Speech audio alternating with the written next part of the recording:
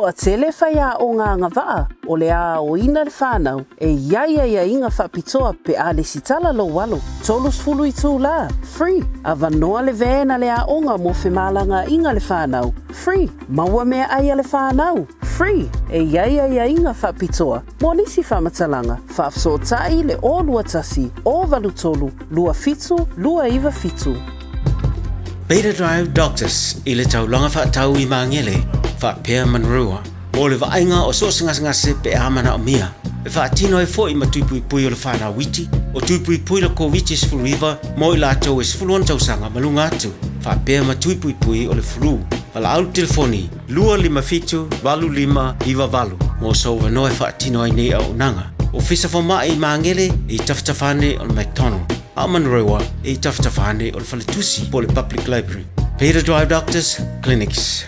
Whai mea alofa I a inga maua I Samoa, e ala I le whaatawina o se hotel ta alofa voucher. E mawhai o na whaongaina mo aso ta ua whailongaina. E pei o aso whanau, whaipoiponga, pe whai malolonga mo ta whawhawa I whaiungo vai aso. Whaatau e oi New Zealand nei, ai piki e lau a inga I Samoa. Tanga I ane I le pacific40.com/hotel. Ma whaatau nei loa. Pe vala au I le o lua tasi, o valu tolu tolu, lua lua lua tolu. O lua tasi, o valu tolu tolu, lua lua lua tolu. Tasi lima I watolu amo.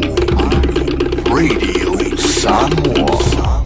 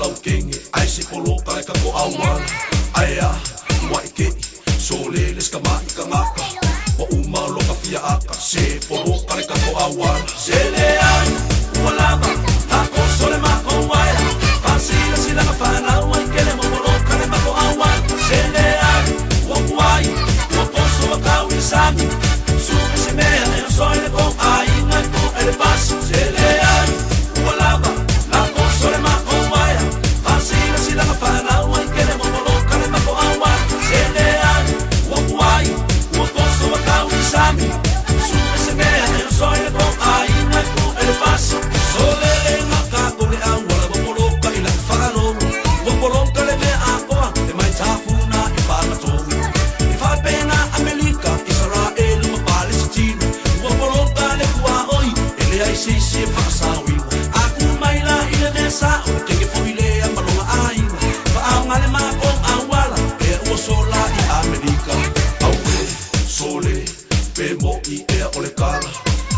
foi sau lau kenge ai se polo para ka po awana aia wa ke sole les ka mai ka ngaka o uma lo ka fia aka se polo para ka po awana se le ai walaba la ko sole ma ko wai pasina sina ka fa na wa ke le polo para ma ko awana se le ai wa wai o ko so ka u sami suka se me eu sou ele com ai na ko ele pasi se le ai walaba la ko sole ma ko wai pasina sina ka fa na wa ke le polo para ma ko awana se le ai wa wai o ko so ka u sami suka se me eu sou ele com ai na ko ele pasi se le ai walaba la ko sole ma ko wai pasina sina ka fa na wa ke le polo para ma ko awana se le ai wa wai o ko so ka u sami suka se me eu sou ele com ai na ko ele pasi se le ai walaba la ko sole ma ko wai pasina sina ka fa na wa ke le polo para ma ko awana se le ai wa wai o ko so ka u sami suka se me eu sou ele com ai na ko ele pasi se le ai walaba la ko sole ma ko wai pasina sina ka fa na wa ke le polo para ma ko awana se le ai wa wai o ko so ka u sami suka se me eu sou ele com ai na ko ele pasi. Wa mawhai o na awina atu o le polo kalame, a le au auli mafufonga mua. O na o le lango maalosi a le Galaxy Childcare. Vili mai loa, le o lua tasi, o valutolu, lua fitu, lua iwa fitu. E resitala aila walo.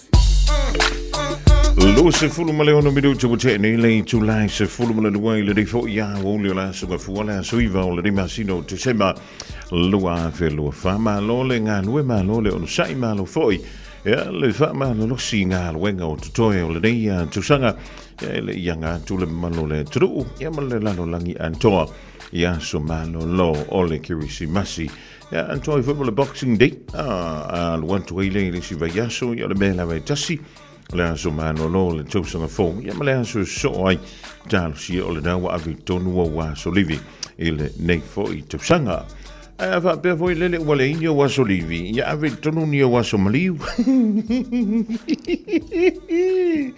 a fai foi wale ai ni tanga tol to wa inga to pa se se ila no fol fal ia ona fai le ai o e la wa e tūsinu le dei vai tau e te leo no fui sa mo ale tau si tua ine New Zealand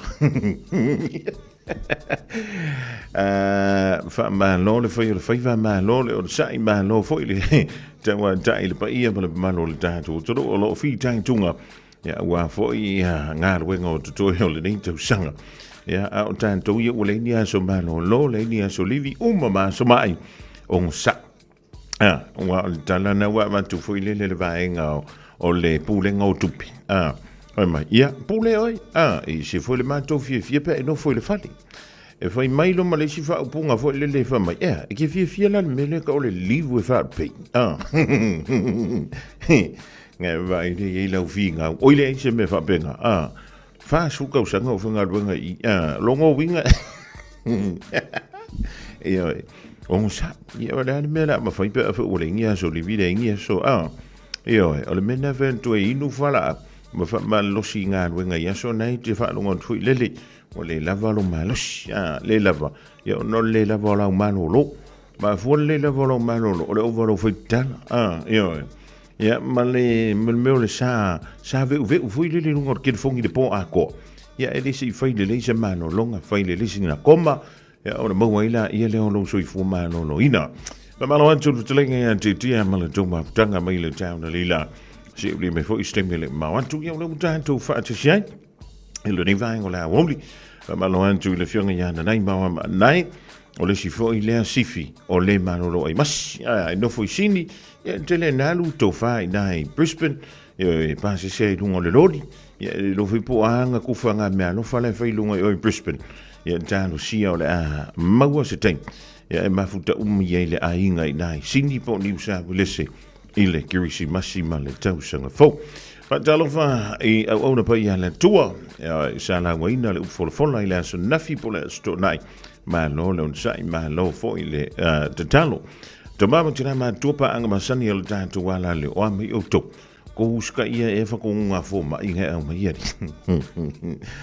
e de leia le sta nei lo le nga or ki po yo mai le si singa mo nga or ki po amrang nga or ma mo po ya le na e sa ka ngo ku fu le fa spo ma si manga ai sa pa ia ku le po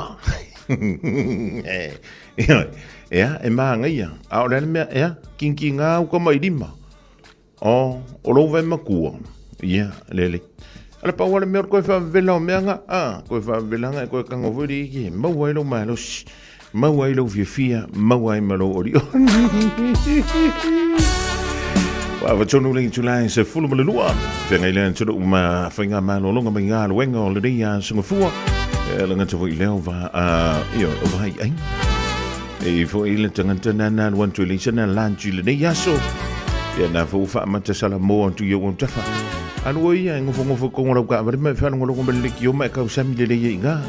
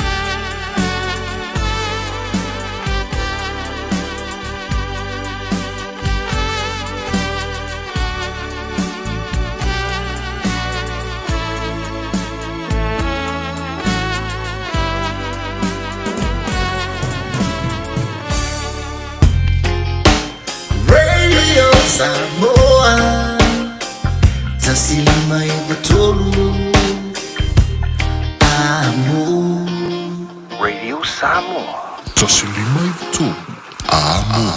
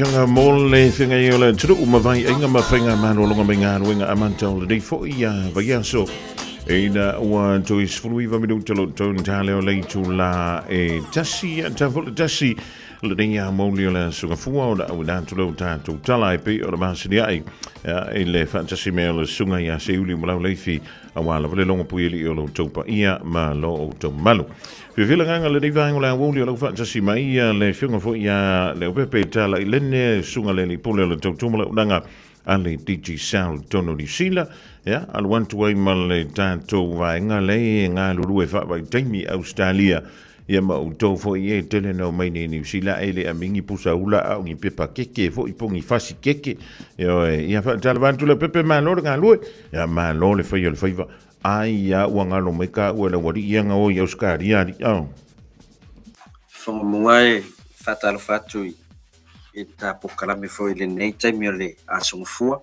ya va ne fo tapo inga Samoa ole we ta wa ile il va ngale u fenga banga me Australia ele se tama ngalo o mutua ngalo mai ata yo ai e fie fa so atu mantua ia le au malanga no la stona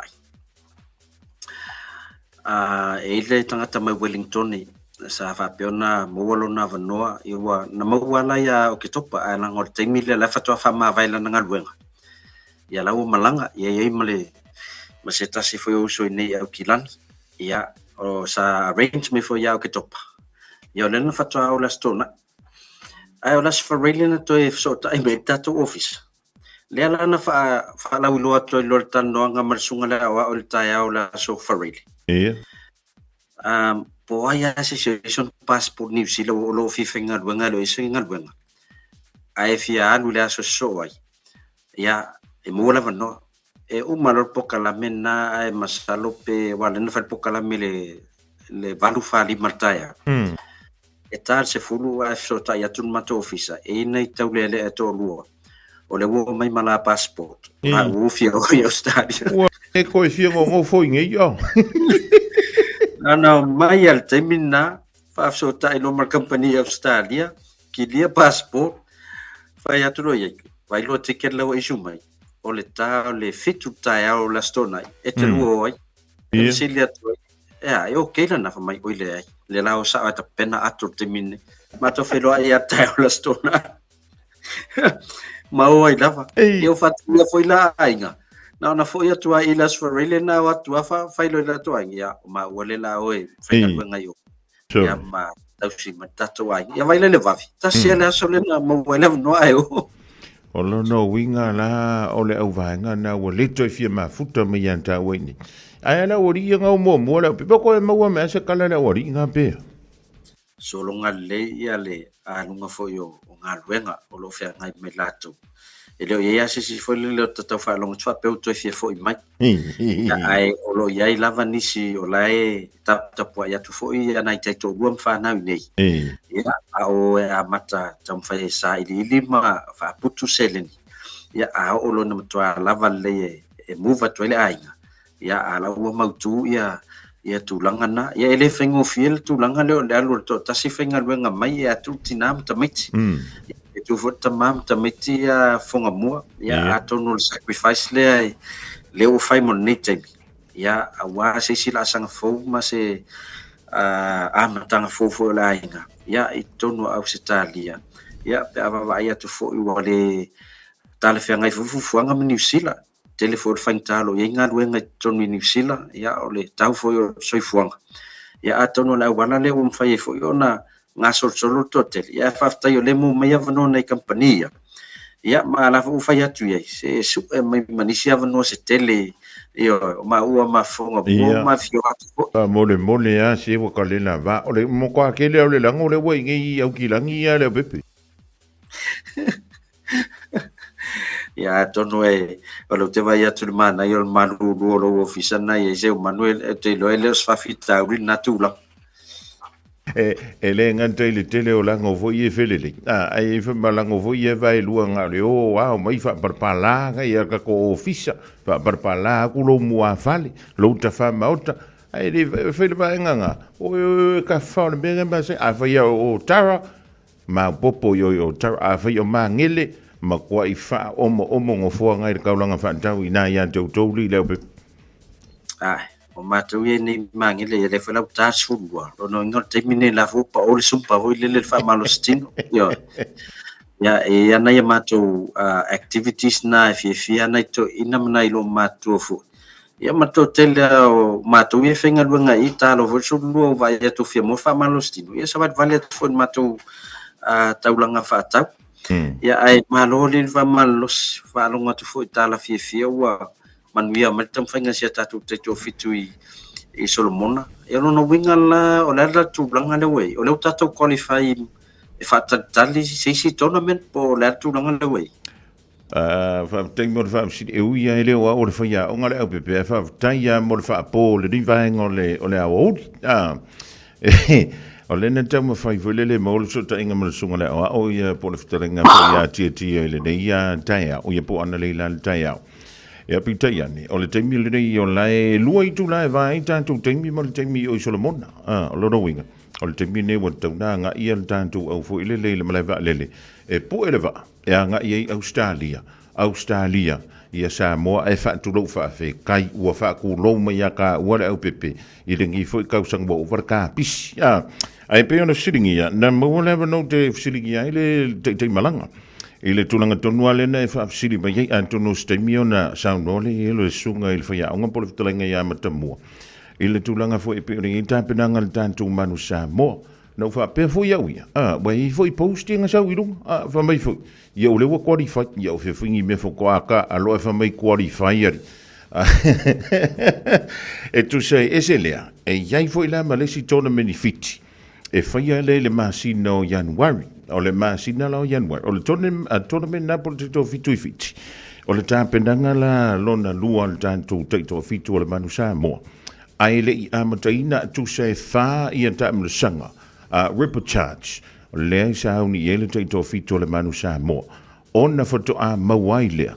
O le top 4. Mai tāmula sanga na. E ofi atu i lunga. Ai ave ese mai le bottom 4. Ia wala se fulurua aula i eile tembilere. I le ola a Kenya ma le o a Spain le iai. E le o koe moe a se sirunga le malaele au pepe. O le mai tau atu nai i tournament e whanga solo taimile nei. Mau au uma fo ia se fulurua le iai. Ia e le au e tau te maloi nei. Ia e o atu vai aso le. Ia matua whaia auto e le au la vanaitas. Ia. E le whaingo fia fo ila le tau whainga le tātou taito fitu le tau sa ile tau so tātou awa noa anga e tu tonu le o tamurusanga le taito fitu lo whanga solo nei te.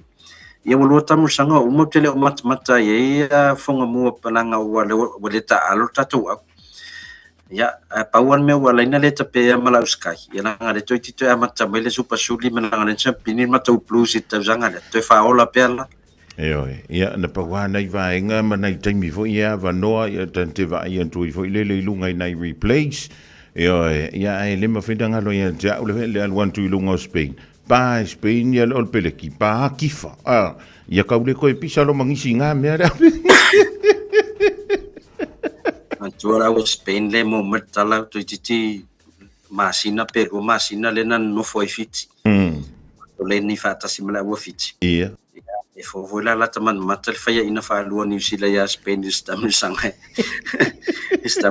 tas ya o ielo ai ya ele to fengo fieli ya tatu au ma lorta po ai tatu au mesidna wo uma mai ya na tamu sanga mo ya talia ya le saunia tu isi tamu sanga ya to ofia to ai lunga le o seka to lo fangaso ya o le au te va ia to le pie pe au ia to le pai wa malanga i Samoa e o le au foi le na maliu fa fu se ia le tausanga ele nei le pepe mai laru ia le fa mai ko fo i marcau sanga fu ia o kala foi le ko o sola e ko o sela a pole mele o sor keminge o suka marco como runga le o so iru ia o le awa e fi wasta motor pai to tam fai mai ia le lato ia e dei dopo l'altra imitato tu vai ai sol for one out ti solo i Malai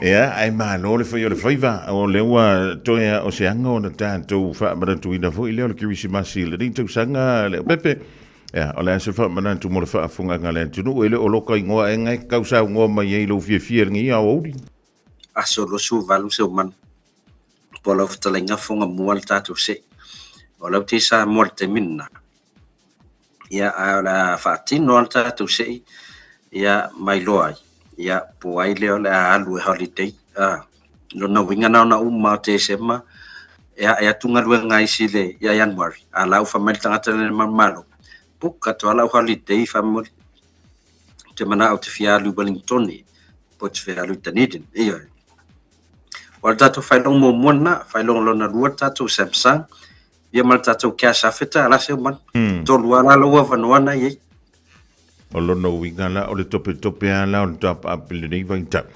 awa o nai maua le vano fo ile mo le anga yantu le ele ngantai so se pito no e kanga o i Alaska o pepe e au i le malo si o lo kapase se le pea mantua tonu lava New Zealand last time ngasia ke ele la vea Alaska o longo winga la em faianga pu ele ai fai le background vo le pea le o i Alaska io mantua te minio le tatu sama a mata tu ya January e tau ya mati ai mana te alule tama maluru no ngala lo i tama e Queenstown faso solo tu ai lalo ai vai ngala itani ya wa pe sama e pe ya la e to ala e se ni so vai ngana e se awan ko mumo de se ka banga ngofo lo in me kako ala fa mai lispa langi enjoy the summer eva merkala la ka manga enjoy o que ngofo in me kako e maruru ar causa nga ako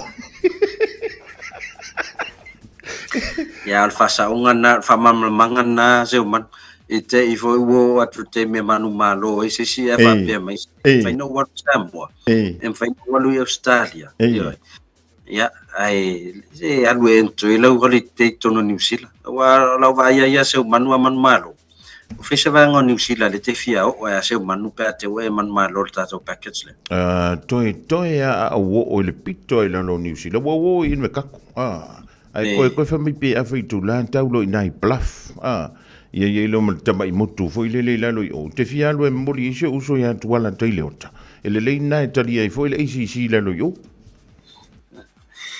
ya wete fa pena yo o te lo tu ala ina o le vana te fa o tu ala ya so ya ta lo ina ile au da safle yo lo no vinga la fenda lu ma tu ala tu a kite foi le ya pa wane me o le foi ko a uma ku fa e kongo me fa ya ngu ki fo ko e fa mano lo me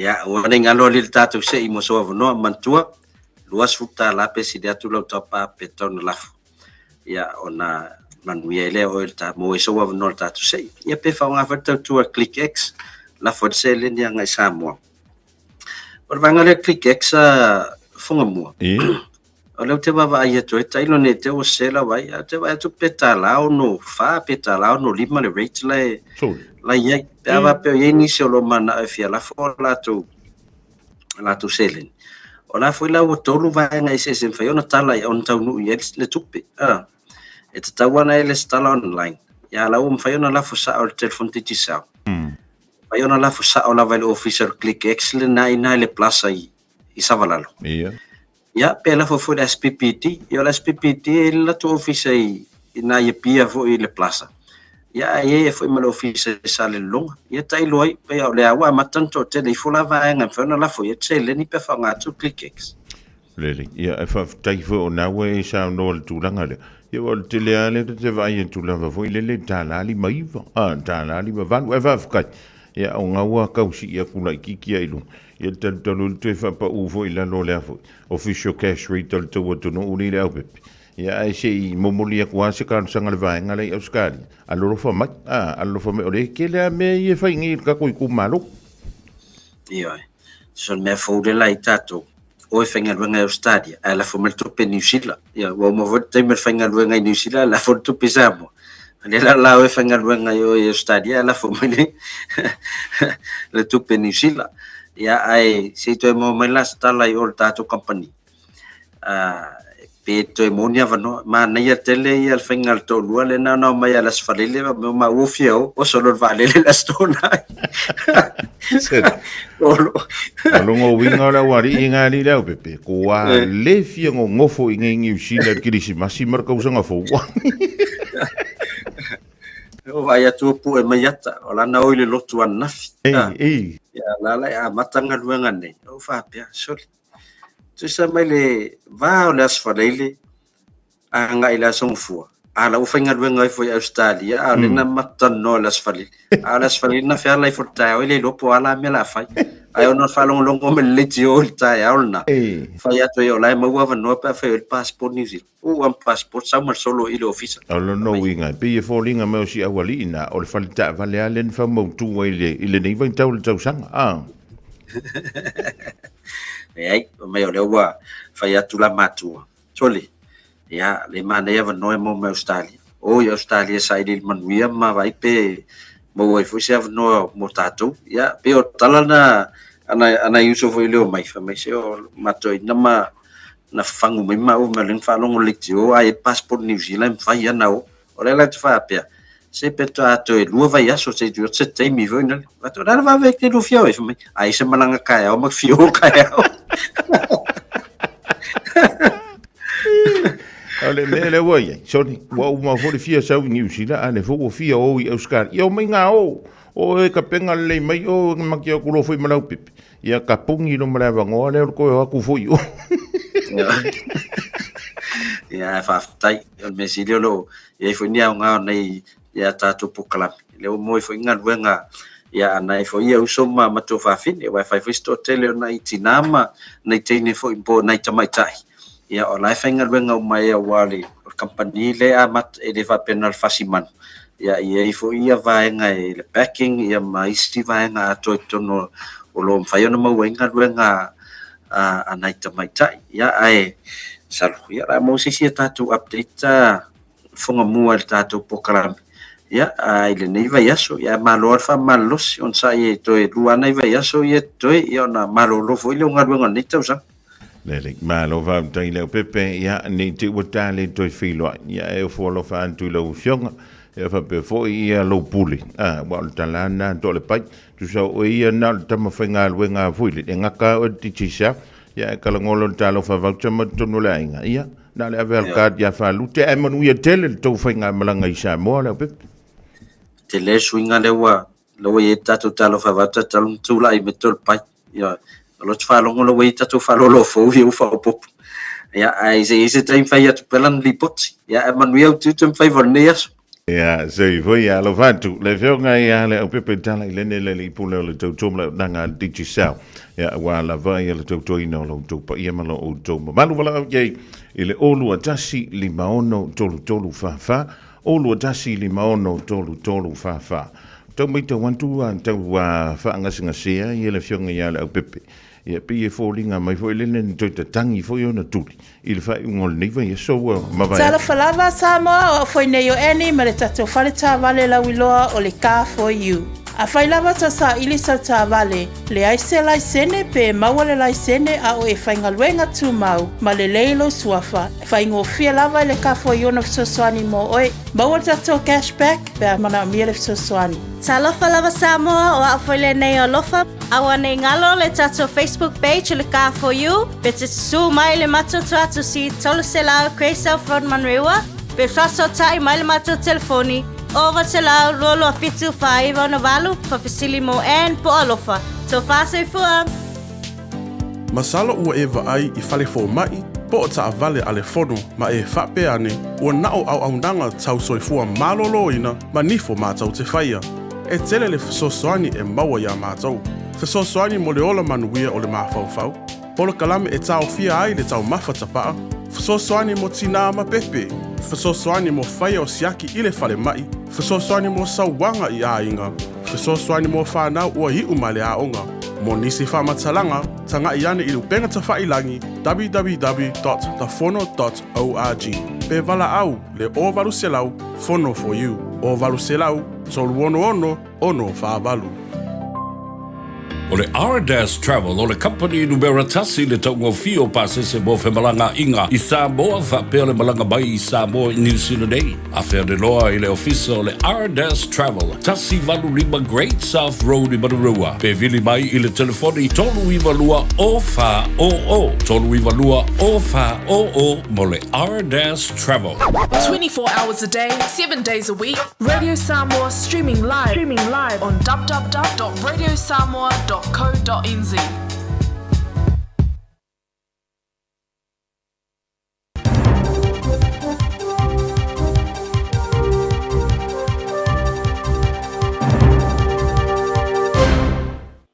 Malo fa fonga moa li tutua fo ni ya so fa tala fa tu tapo ai ngala tu fa fonga moa tala mo nei oli tala tomoa fa manatu le rimo tu sanga talu na pale mo moa le whakaari White Island i le so fa ngala ku kino na vano mo mo lango ai le tu sa loto fa msno fa va malo ta longa manu malo le Black Fern Sevens i Cape Town a pusi no for the All Black Seven fa fonga ya fa lo teleno ni tala. O le sauninga whamana tu e whaelunga ele lima tu sanga o le pā o le maunga mua le whakaari White Island pe plenty. O lo awai ma iai le tosa ma le tolu i la tosa whaolatia ma sui o la tu ainga. E awhia i ma Jesse Langford, Australia, o na matua maluntua fini sa whanau iso i fua i le aso. O le soe ato i ele lima o tu sanga talu mai o na tupu le whaarawe mi tau tia ni Ravs Mariva e pe ona sa amatai sauninga mai li taio nei. O le amawai nei ainga ia le avano mo mua na ila tu tilo e mamanu body design mo le ma fa manatu e fa tu ina se no fanga au tafale sambi le o mai le temirei e le fa e se fa unga o le ma fa manatu e manatu ai le to luos mo le luo tanga te sa fa no soi fua ina wo pale mo ngamu ila soivo te se maru a se fun briva o le tole le ya Mark Inman o lo uso ya Hayden Marshall Inman sa ngalue o se tai mo tanga turisi le o mai lava le temirei ele mawalona tinmoliu tai fari ai o le sauninga le so o se aso se toe mana tunatu o ia manona ainga fa te simasuio aingo ila tu sa pia e anga ia tu ile motu de taio nei e falaso fitu turisi mo tanga lulu o tai o turisi sa ia ile motu ile aso ile taimile sa pa ile monga di sumal 10 minute e te ai le luo ile wauli le taimi sa fa senga ina ila te inga le matio le monga ile fa tulanga nei lua o le toa luas mariri mo i la tau sa whaaratia sa tau whai sapa o mai mo. E au fiai ma Jesse Langford, sa sumari iwan tau sanga i le taimi, le ai fitsumari paseni o ron kino sa mo. O i la tau sa whaaratia mo la tau ainga o le awa iatu le sauninga le soe malanga mai Australia, Britannia, ma New Zealand ei. O whaongana tukuki ala na uruai tūla i whamastonga whaavau malo le International Court of Justice put ICJ. E langarango ai le tūma o te tūla whono whaavau malo. A o whaiana na sau noanga tū whafonga mo se langona o te whautuanga i mata whaioia tunu e tūsa masuinga o le kau. Ta whata oto ai e le whaia o ngā senior i le University o Kilani. Le whionga i a fui maono dele na safo, le tua inga, i le whaatinonga le tātou tūla whono whaavau malo, i le whaalawe lave o iei nei le tūlanga o le tau, o tātou whengai i asanei. Ta ia whaari ai, o tunua pero stili ato ona te tele kasa o ona e whaamatuina le ea. E whaamoe mo e tele nei whaatinonga o tūla whono. Whaapea ma whaalapura tonga ma whono tanga e lato te awai. E peo le tino au tua malo o whaatasi e whaia whai unga le whaavaa o maalienga i suinga o le tau o le COP, po le Conference of Parties, mo le whai tau se furu maspuro tau sanga. E whaalau tele ai kampani swa o uma kampani e li kwale. Ma whaatupula i ai tasa e lato te whaamatuina, ma alofia lato mata whaioi mo ne ia whianga tūngā, e ai o no kasa ona. Ma ia tā uai, ile ma whaia na whaio nei whaatinonga ono le whaamastonga whaavau malo. Wa lato ma whaia na whaawau, ma whaolaola le lato whaatinonga whau malo, wa mafoi le whaalawalawe o le tau o iei nei. E alfia le whaalau tere no le power, whainga whaakolone, whailonga tangata ia e lato e apianga tū mau, ma le vava ai vale i tu aingo tupuanga o tangata. Ma tāpā e fui maono ia tunu e telepe nei tu aingo whaatinonga, ma mana tunatu e whaawai whaatinonga fōu. E ma whaia na whaatangai tangata e tōta si uma e whiola i olanga fia male ma malu. Ina ia ma whaia na lātou tilo i o lātou lavalu manai, ma taunu unga. O le atukuki sa tā awa iatu i le silia ma le se lau o isi stete ma tunu ma whaalapura bitonga, lo awai le tārasanga, sia ma tārasanga tūwhafonga. Se nu mera pito mawa e atu, le tō tele wa awa iatu, ile ilonga fa msnonga fa lo wa awa ya tu New Zealand se kulupu forward i tulanga le Indo-Pacific e te ia Amerika le tu sao na langolango i nai fuafuanga fat o to puipuinga Amerika mo le fa malo si ati ai lo na nga va mo taua o se fa inga pa anga fo o ilo ai o le vave mo tuna i o nga o singo au penga mo le Indo-Pacific Industrial Resilience e pe ona fari ai Amerika o se tu fa te singa pito sili atu le ona le lei mo ngau singo au penga puipuinga fa fita o le kulupa e suma le tolu o tunu o a wai sa fa vai na ia uni ma fa yele la tolu ai fonu tanga i hono ruru i hawa i ao ketova e pe ona tali malo i Amerika e sa fa i ngonga i le tamata i minister puipuinga fa fita ni sila Judith Collins o se fonu tanga mo talanwanga ai ui lea i se li pote li United States o fa iloi e fa i nga yoinga mo patinonga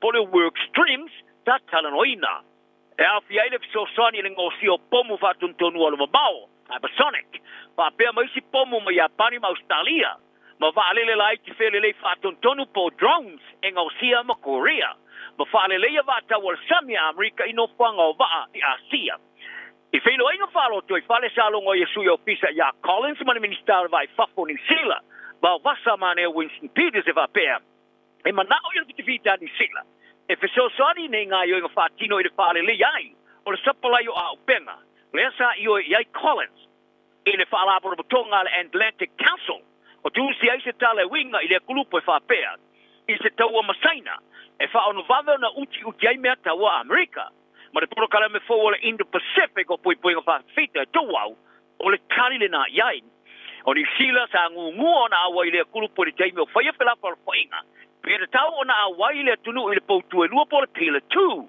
i le falaporo putonga le okas te malia ngai pastoi nai a wala sao pa teknolosi pa fita.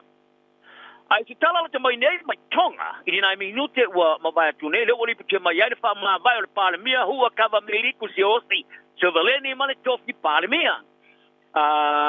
Pe ona ta wai o le wha mawainga au sa nyatu e tu se lafo o se tūlanga o le whātua toina. O le noinga o whamawai ai le whātuina le lafo.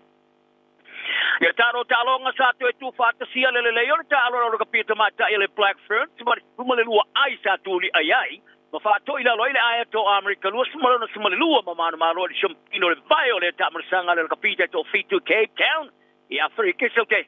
Ta matua toe na nau marita alo New Zealand masile ala tu ai le ta ina le mano longa iskosa mo e to Jamila ma Casman Felix Hotham ma over uma ai de po e risi po lane ai da matango da folo na lua sala to matua i fa mau ina lo fa skulu ya America i le vao ia mai le toe mo se sala to score ai fa popo ala to lava score ya New Zealand lua ma ya Kelsey Genetti ma dis fa le fanga o le manu malo o whai runga ele tolo Champini Cape Town o manu malo ele Ferns, le sa manu malo ele lua Suriva, ma le lua fe ma le lua.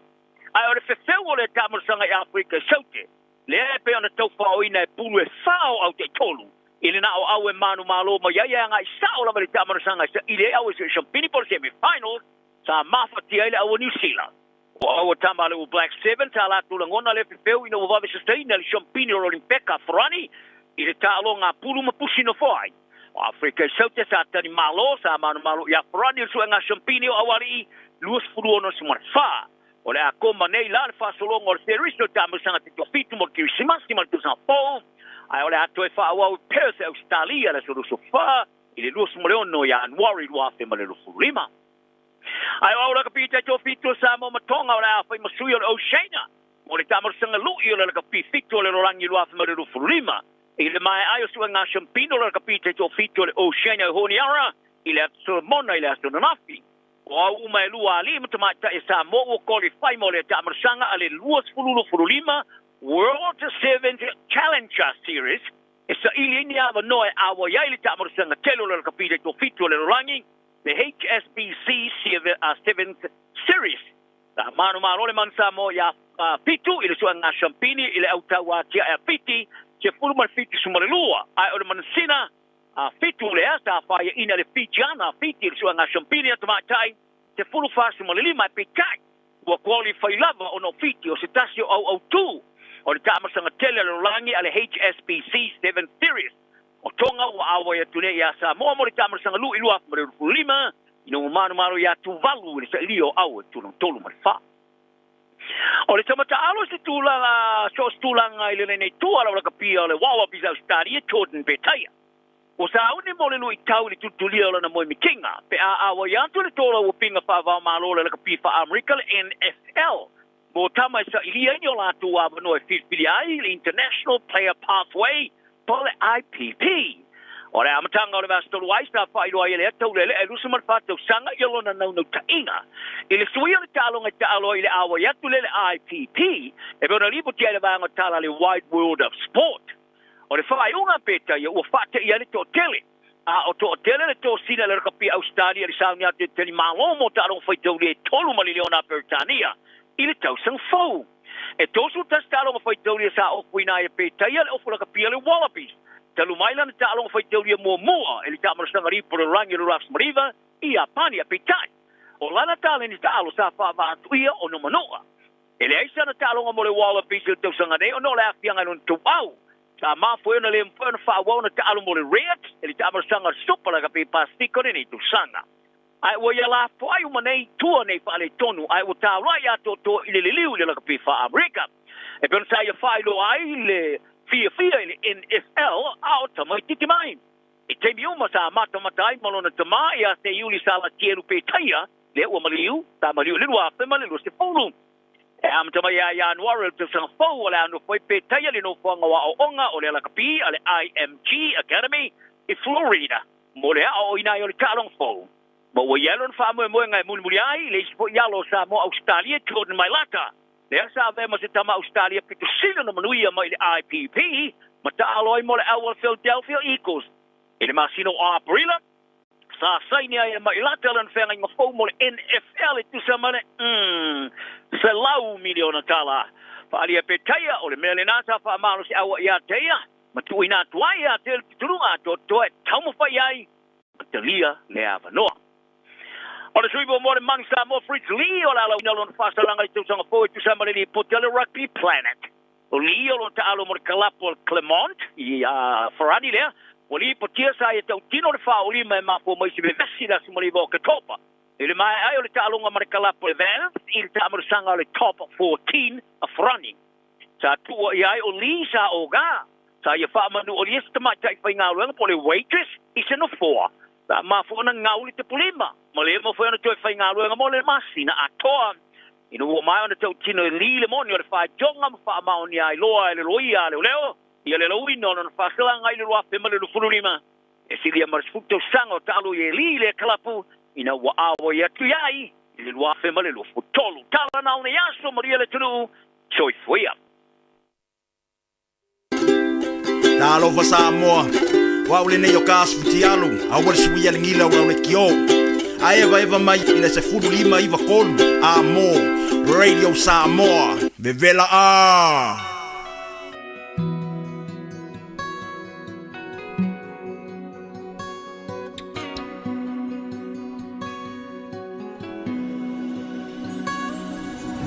Sulumaya olema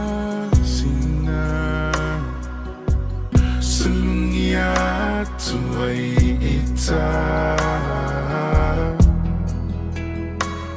a ofa solo na fa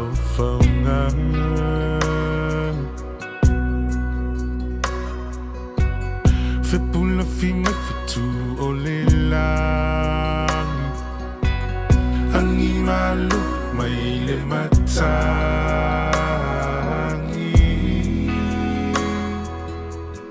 a o tu matangi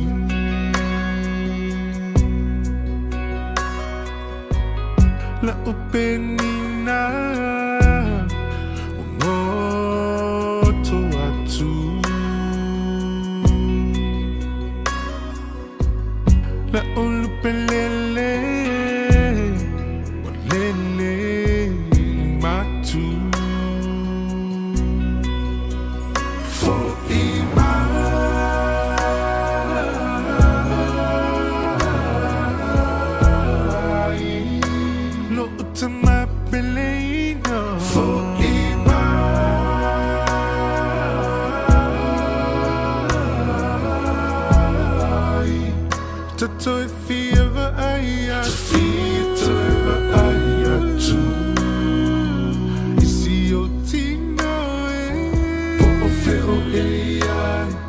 Tamai talasio ilangona mai Tafialang nanulio Popo feo ai Tamai talasio ilangona mai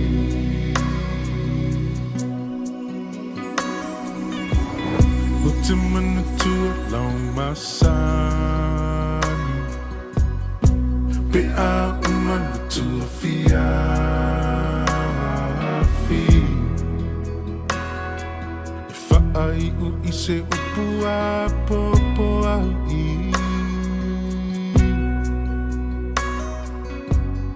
E te whai mai lava e alofa Alofa te so o se tasi Po o whea o mai ai le nei lalolani La o whanau pele no La o to whea lo whani Ya mana tua le tina pele no Longa mali e umatangi For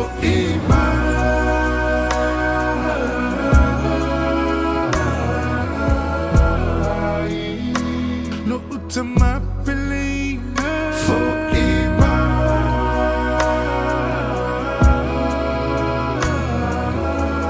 imai To fieva aya To fieva aya tu Isi o tino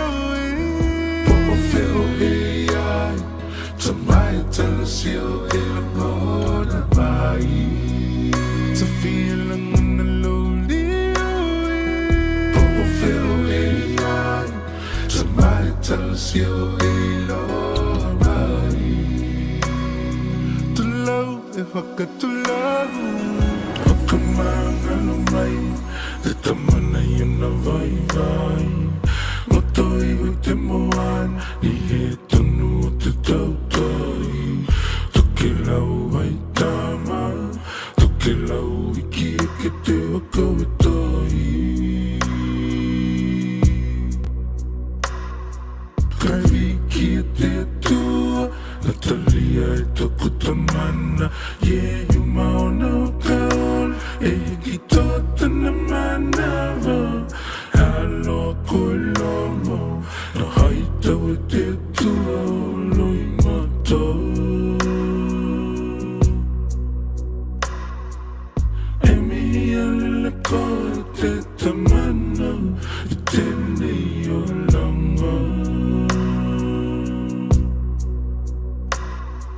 Te hita e waka longa atu Ki tau kalanga For imai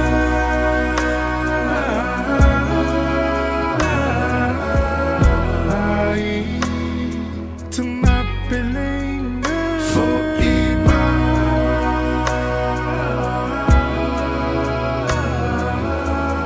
imai Tato e fieva aya Tato e aya tu Isi o tino e Popo feo ai Tamai talasio ilangona mai E tamisi e lolio e Popo feo ai Tamai talasio ilangona mai Tui e te takua kakau Kai langa kita ko te wanau Tui e te takua kakau Kai langa kita ko te wanau E te aloha E haina tae So for mali na van hier to lo le rivango la ole le besse fo i mai. Fa to e laula le fa punga na hoki mai kine. Ta aloha ni koa mai koutou, ia, ke manuia lele lava ki mātou i kine. Whakataloha ti nai whakaoho nuku nonu ma atahu.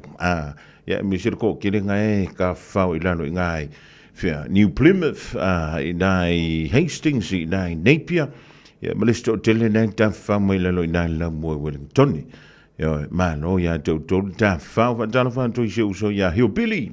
Ia, koa mai koe. Ia, sau dunga ingi ki uanga o ia oi lalo i ngā. Tēnā tūla sunga ia se uli mō tātou talai pe ona whaafunga tēle. Turung, rei fo ia woli o lea sunga fua, o lea mawalona toi au nātou pe a tāle lua e le haoli nei. Ia, whaantalo whaantialo sina antimala hinga laifale awa, lau whau malu, ioi. O le menta o le Java, e awan wha umia fore ingoa, a Java, ioi. Tala whantia polonga sa lima lema futomo le rivaingo leso. Pa u toe mino ioi. Umana inua o e whala au. Ia na e savari vani le o e afoi. E ave whala au sko ingo paki piva. Marietta, ia ta lofa. Pole, sola, ea Dunedin. Ngā misi ia Dunedin e la malanga na watu. Pea male lua tausanga talwat. Na on tu ma la ka male ke kinga ngi fe ave e fe yang koring amu ianga sole o sola i yang nga me ngi fe ave e fi alwa o koringa su ele awala ke alwa in koringa ye pe a sao fo la ka lus koringa awai ku wa ku lo la on ya alwa ku lo la ele ya si sia me fe ko ai mo o le me ka u o le papa falawa. Ia. E mankua kako ia sola. E fo ngeia mea ngā o microwave. Ia po Michael Jackson foi. O sola. Ia. E microwave i kongo le sefe sia kako amiu. Ia. Ia whaia o la e whai lele ia se ko ngā loi kongo inga. E makua fia. Ngā fia maua e ngai loi fo i o si ngā vango i kongo le falawa. Ia ngā iro makama whai iro malakolaka pi konga.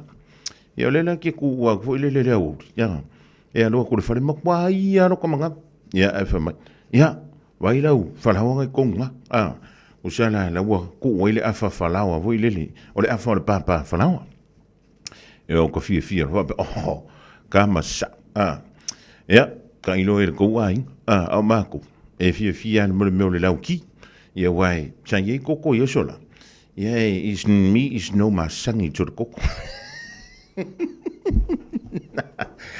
Ia, mangona a kungwar ki kaya. Ia, onga kuwa yale kungor ki poki. Wai ke minga o le iri meka o le lau ki foi lele e fai marfa ma. E malong fa ma foi lele e makwe fa ma e lau ki pe aringi kungor lau ipki. Ia la kai. E manga kuwa foi lele fa ma ngor kamanga. E a fa pe foi mo kafia ingwa. Ia e mua ingwa e fa longo kuro fai. Sole. E pia le o ko ingi lau ka pisi voi. E ve ki fa longo foi le lo fa io la ka pia ko ingi lau ka pisi ko ngoro ko fa. Wanga longo fa mal lau ki. Ba vai lo mar fala. Ia mar ka ko paka foi le kai pia mo poloka nga ore sa mo ye sola man ko poloka nga ore sa mo ye sola. Ka mo foi le fi le pepa. E pia lango pia ka lango sama isimia. Ai lango mumu isimia.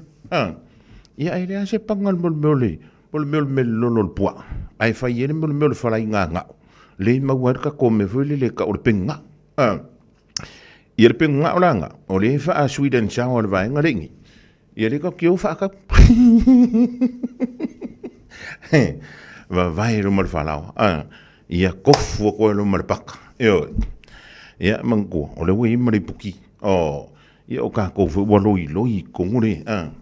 Usala le manga ia la ka u ko ka fa no ko e pia i masinga taste foi le lai i se like ka extra foi le lungole ole pak ia wa si le fia ole pak ka lo ia fa pak fa la wa ko e makwa manga o mia fa ma fia e pia mo palasa foi le palasa i simba e pia ka fa penga Ai ua kula, e manku. O le unga roi roi kongore, o le ki pok o ia mino o le ipuki. Le ipu rau ki, foi le mare pengu ki le piko ira. E pia na ka ki ua foi. E pia fa pia na ka maka. Soli, ai, he fa pia soli teist o le paka. Ia, a ka poko la. Kusa ka kango foi le vavai. Mangkore wa umangki pirua. Mai lua le ia la ka. A fa pa falau. Ia pia le vai luanga foi le ngai fisi i tulong. Ia kangoa ia yo karima foi le i fufulua. Vavai, kuro e marpa. Loi ki. Ai, e pia nge fa longo foi. E pia i se aftertaste. Aftertaste foi le no meo le maso. E ko fa pia. Oh, ni heida. Kamunga i se. Chon. Ia marka kalanga kunga fa pia. Oh. E makua lolo a lo ile wo i runga pak.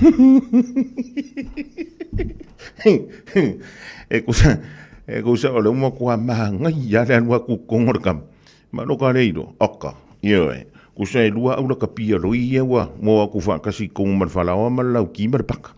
Ya me fa ko lakka. E ki nganga ke reiro. E ngar feula. Yo. E o fo la kongor mele ole o ki poki. Ki poki dang mot. O le moe ngā lo, ai misialan me leo lau muri, ai whakurukuru i ele me ka o le susu. Mangku ai ka ko vai susu, fo i e whakau le mākeki kuai. Le mākeki renga ia, i ele nga whai ele whiri mākeki. Ia ngā kongua. Ka mā ngā eri ropo le mea ngā ua ko kere ka ko e mai suka. Ka mai vai ala e ave e kongo e whaalango e fwile. Mane poloka isane whao ngā ele au whangoka. Ia markanga sukaranga.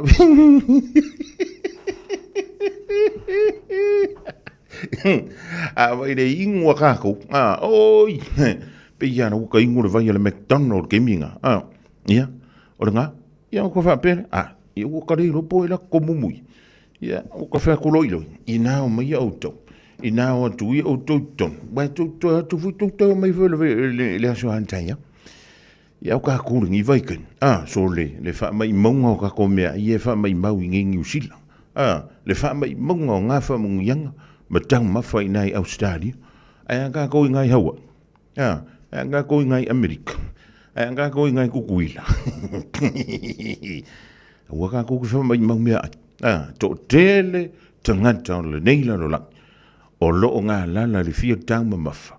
O lo nga lala le fia fin. Yang kia yang amia. Se fe falli. Fa yan mena ko inga le fa I mangit. Yo. Ku so pola le vela le we il ka.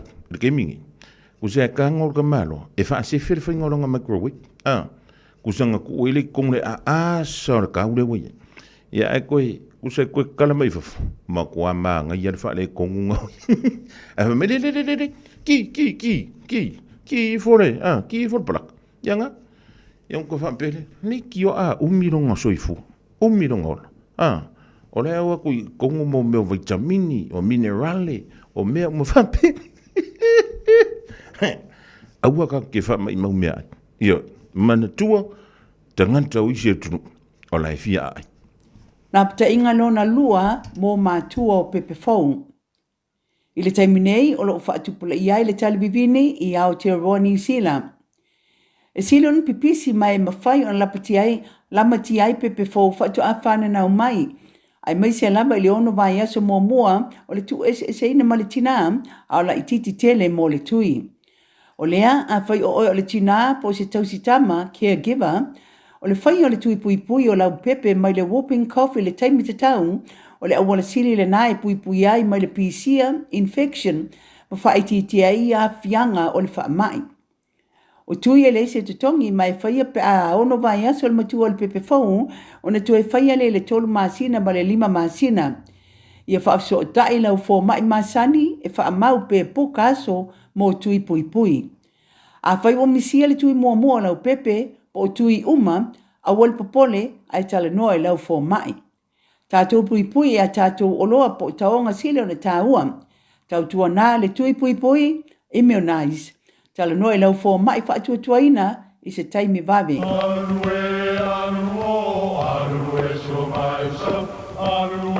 O Samoa o le atunu ua mai au na tofi. O le la au ua mai au ngā tātulanga e le to e tau au whangaina. O le vai fo'i ua malili, ua maea o na saiki.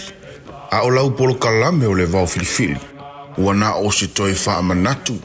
Ua na o se toi whangu ia ua nganuu Samoa. Mau upu ta oto, mau upu tu. E ala lea i ala ngā upu ma muanga ngana, ma le vau ngana. A wane i emisia le tātou polo kalame.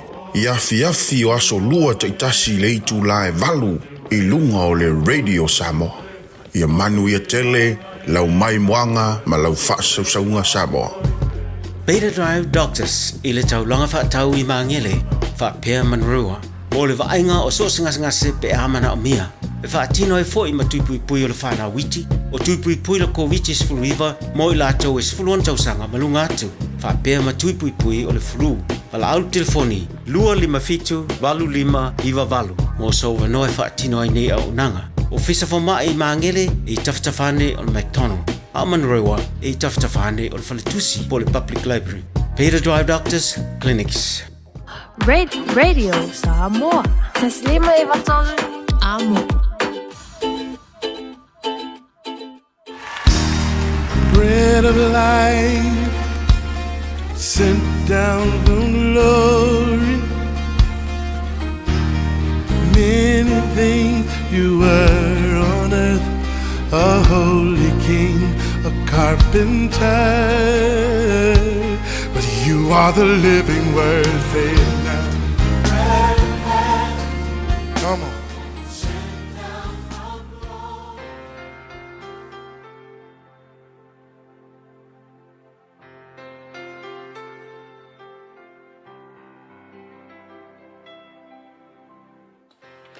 Alor soifua manuia le tatou tunu le amatanga fo le ne yaso le fai ungo le yaso o te whawhelonga i ati oe ia i le suafa manu malo tatou ali whaola o Yesu Keriso.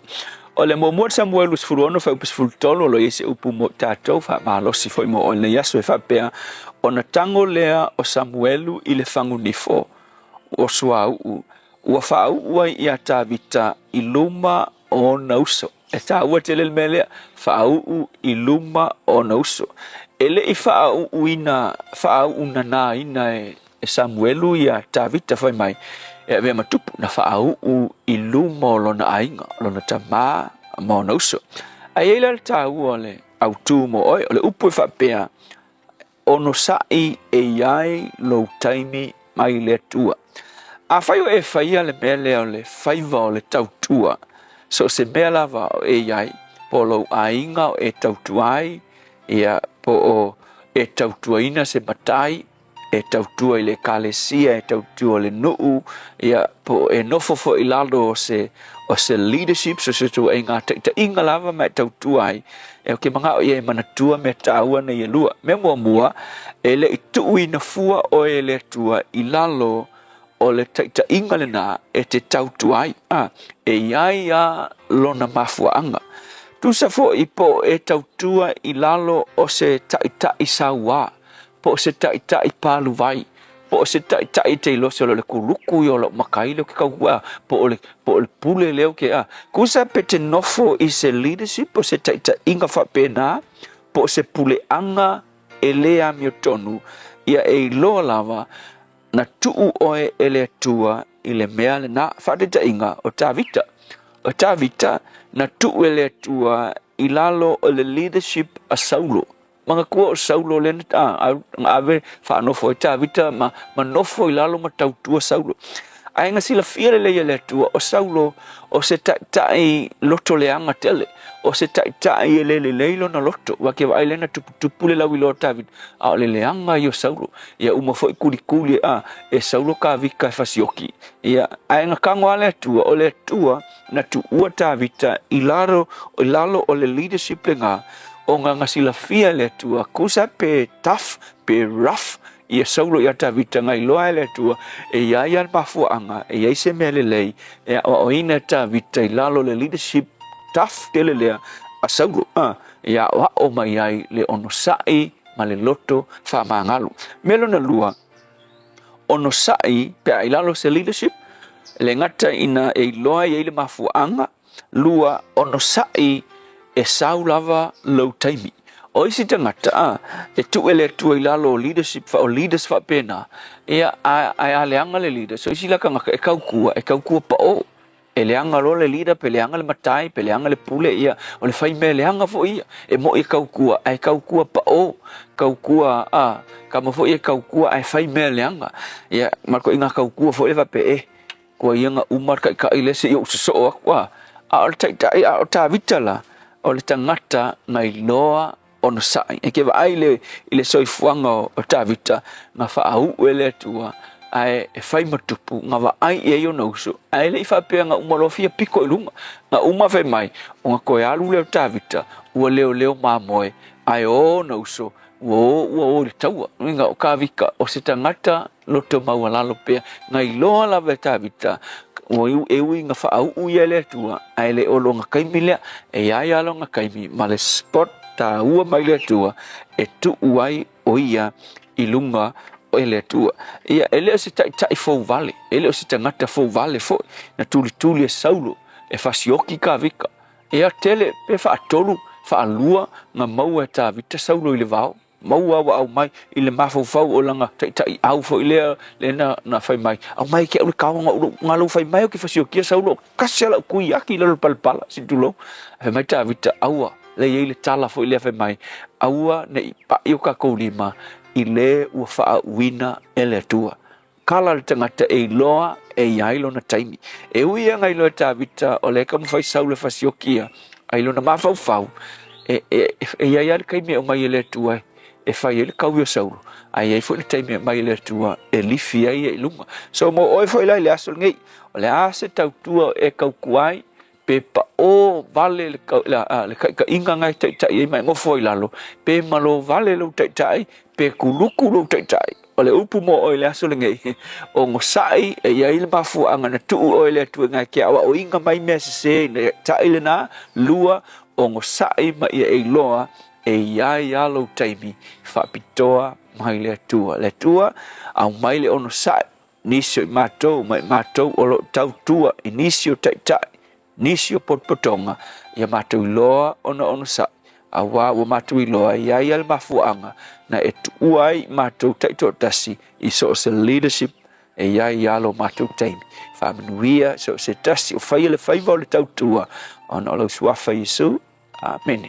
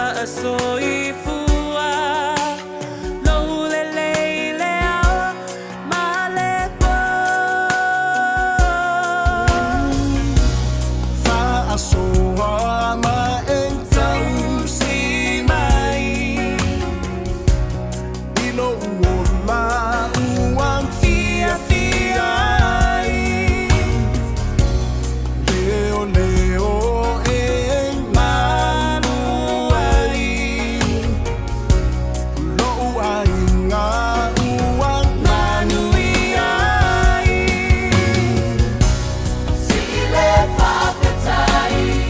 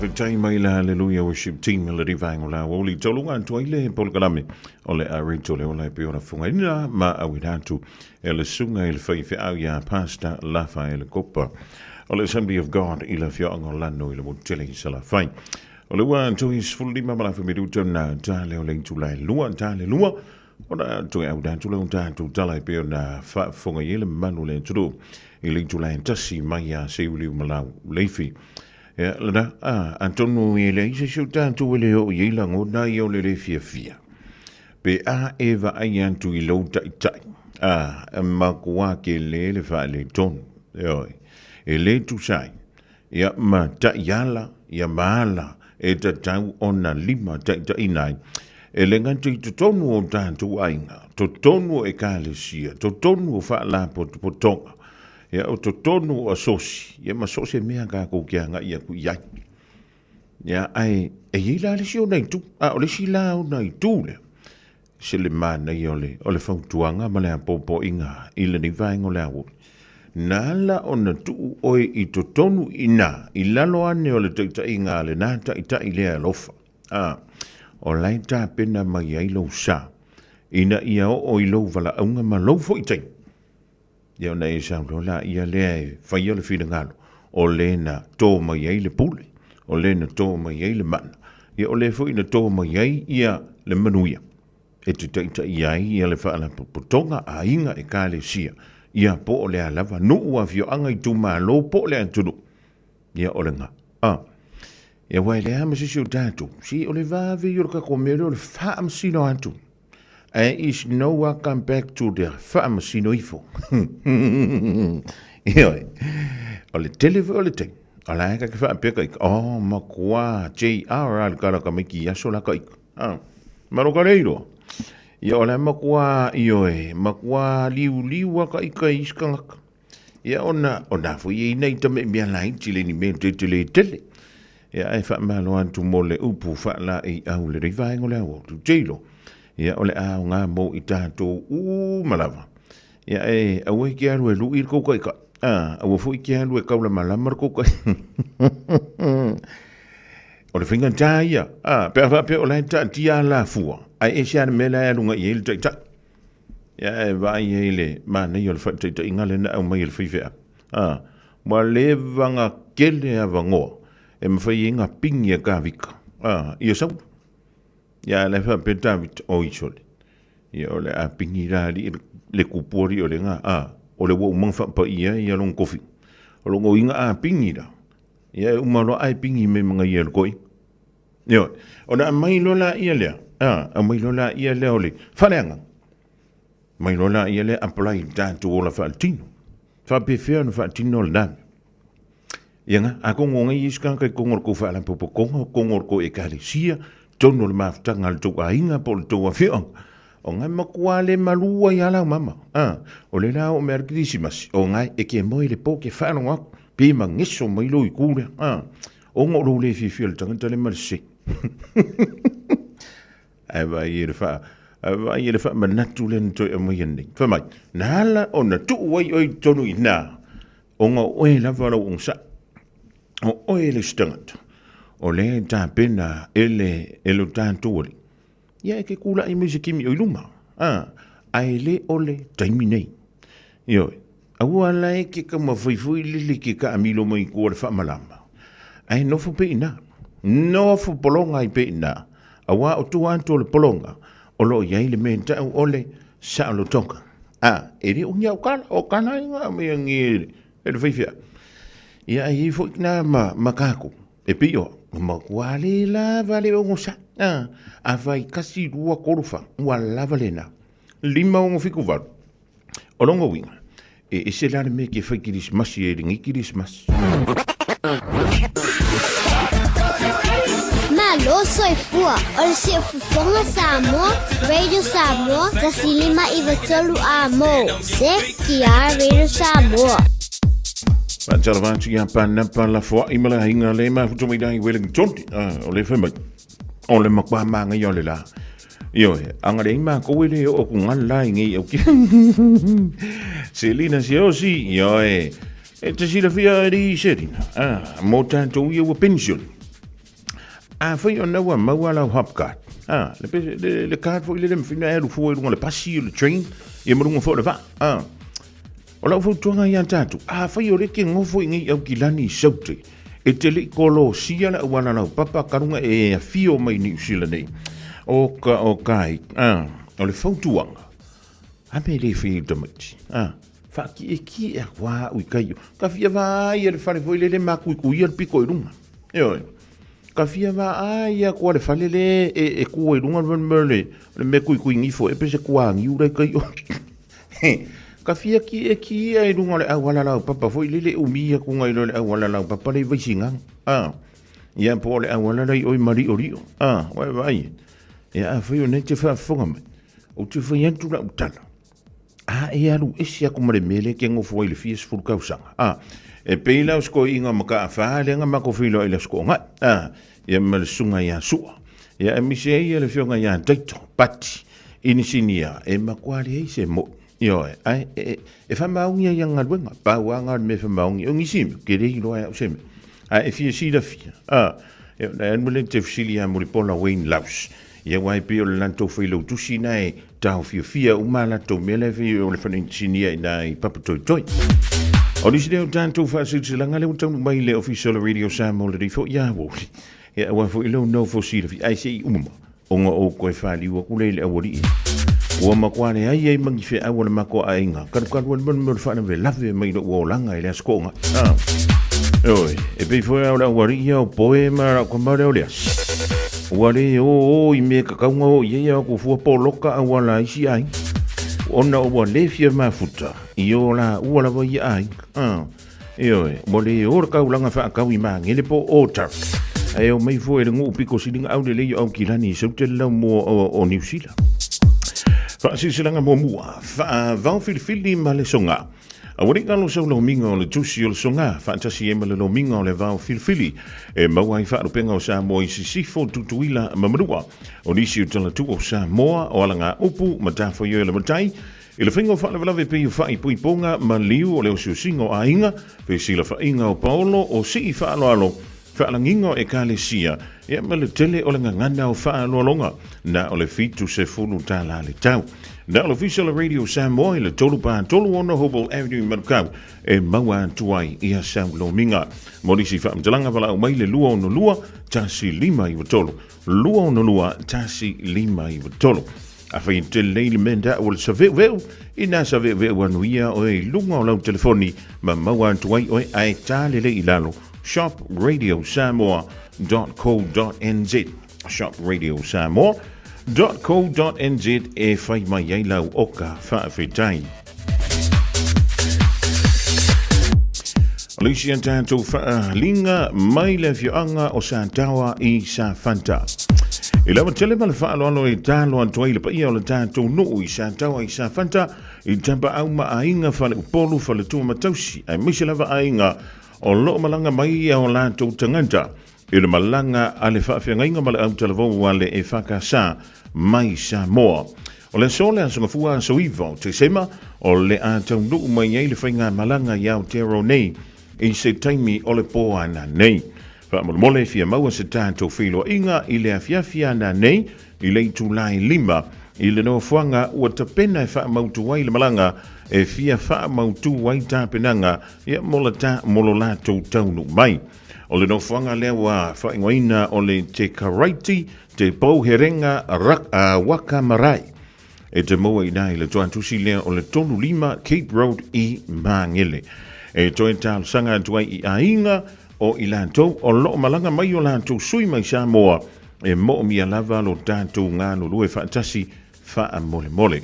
Morisi wha mtalanga wala wane le tātou no mera lea pe text fo iai o lua tasi lua lima tolu o no whaatasi. O lua tasi lua lima tolu o no whaatasi whaatai o loo sainia lea ele laulau ale mafutanga a lea fio angana o sa tawa i sa fanta.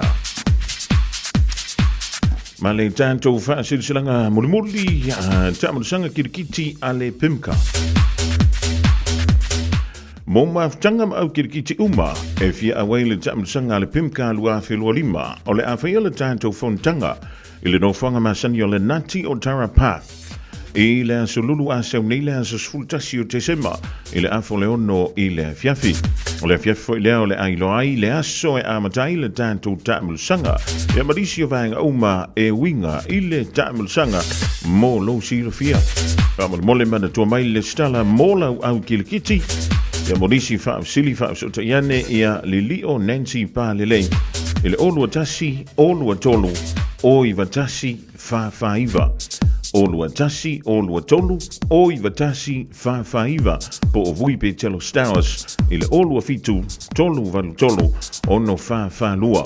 Olu afitu tolu valu tolu ono fa lua. Tayo sinia le fionga le fono le sunga ya sola sau tafianga o le fono na o le Auckland Pacific Kirikiti Association. Ya, o nisi nao whaalinga lau tonu mai lau fisa o le tanto wala leo le nifo i vaenga o le awoli. E whantano whantua i shau tamai a sau. E o le fui tui titi tale taimi o ana fuala au. Sau e leo sau kala. O loa kari ia muripola le sau whaimai. Ke loa siau ka mai a sa. Ke loa whaie. Whaimai. Po le a le woke i whioro koinga. O ke loa whaie i wae. E whailoa mako me ia o meo kirikiki. E eku mai asko inga whamai e sau kakana le pa. Sau. A whaio e maua mai le nei whaasala lau. E toi whiloa ia muripola. Ea o le dawa u whaie. E leo sau ka. O anga kala i e sau whamai a kia. E wha o kia au siu ka mafo. Ea le late fish mahalo le soifua. Tala i whanua pia mai a. Ea le saka mai DJ Noise, DJ Dave, ma DJ Tōwhanga Miki.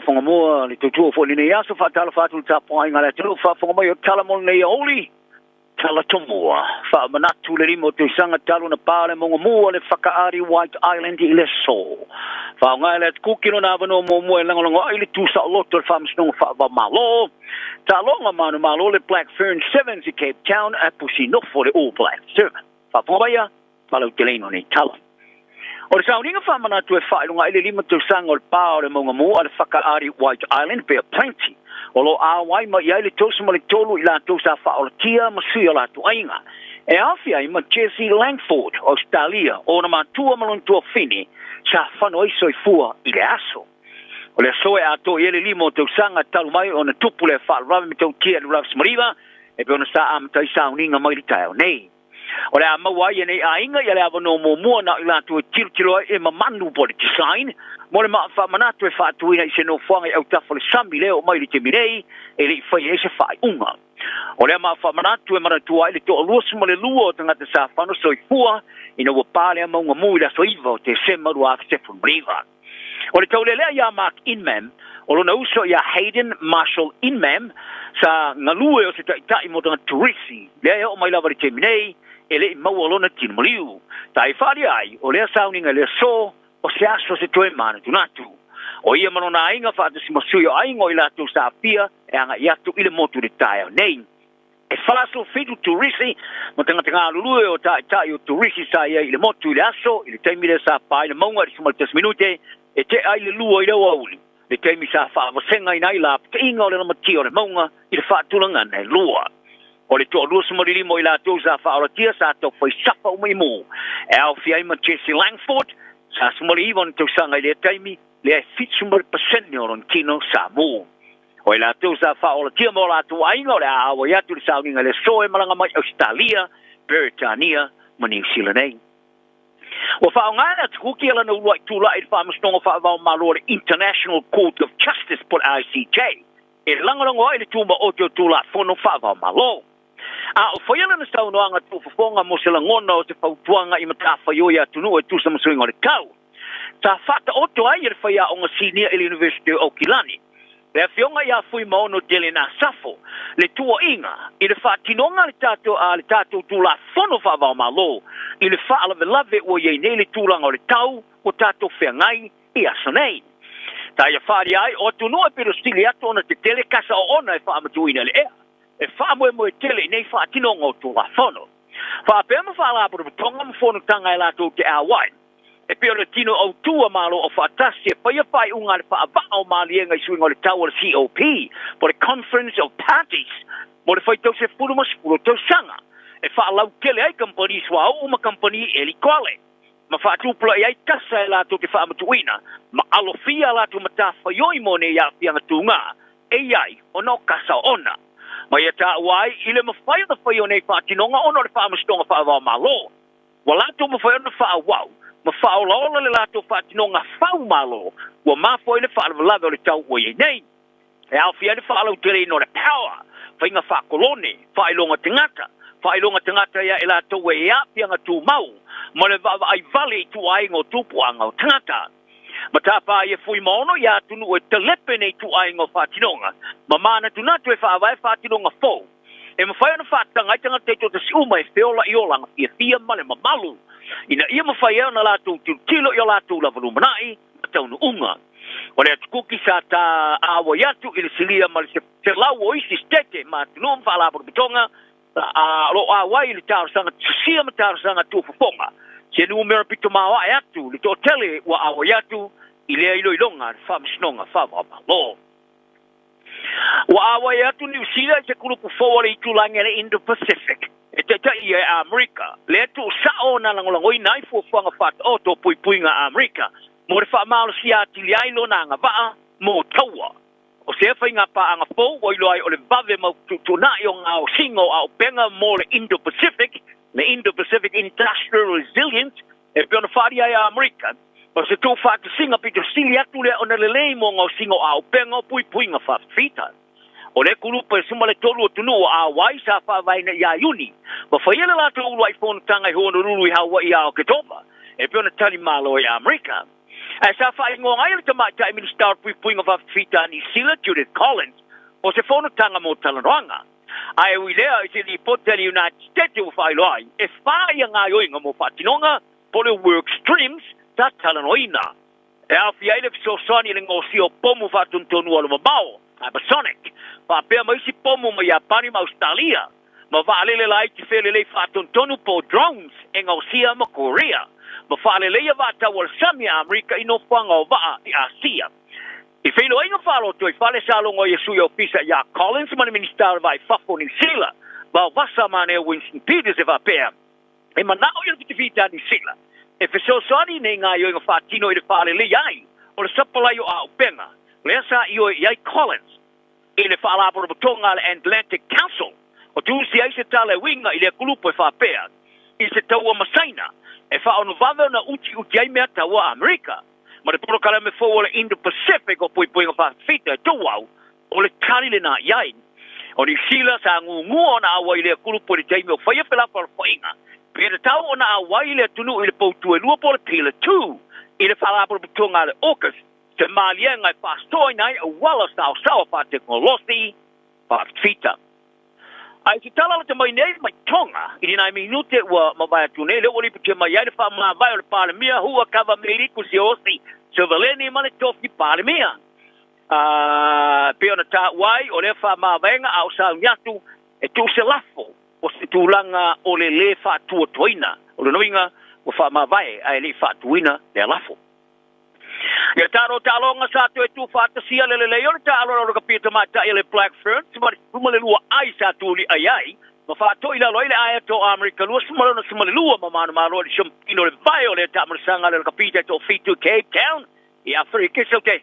Ta matua toi na nau mari ta alo New Zealand masile ala tu ai le ta ina le mano longa iskosa mo e tu Jamila ma Casman Felix Hotham ma over uma ai le po e risi po lane ai da matango da folo na lua sala to matua i fa mau ina lo fa skulu ya America i le vao ia mai le toi mo se sala to score ai fa popo ala to lava score ya New Zealand lua mai a Kelsey Kennedy ma dis fa le panga. O le manu malo o whaerunga ele tolo Champini Cape Town o manu malo ele Ferns, le sa manu malo ele lua Suriva, ma le lua fe ma le lua.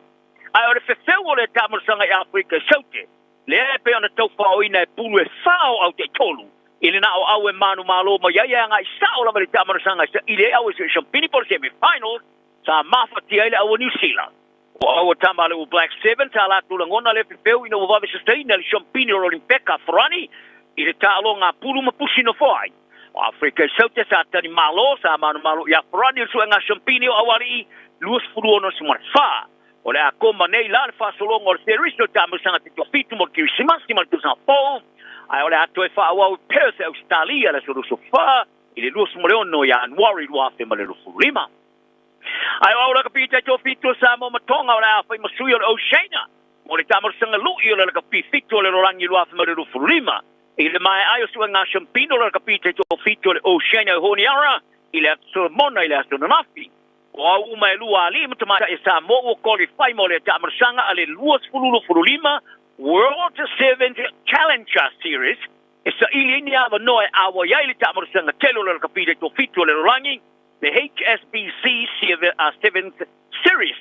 La manu le mansa mo ya pitu, i le sua ngā Champini, i le autawa tia e piti, se fulu mal fiti sumale lua ai o le manasina a fitu le asa fa ina le fitiana fiti so nga Champini at matai se fulu fa sumale lima pitai o qualify lava o no fiti o se tasio au tu o le tamasanga tele le rangi ale HSBC 7 series o tonga o awa ya tune ya sa mo le tamasanga lu ilua mo le lima ino manu ya tu valu le se lio au tu no tolu mal fa.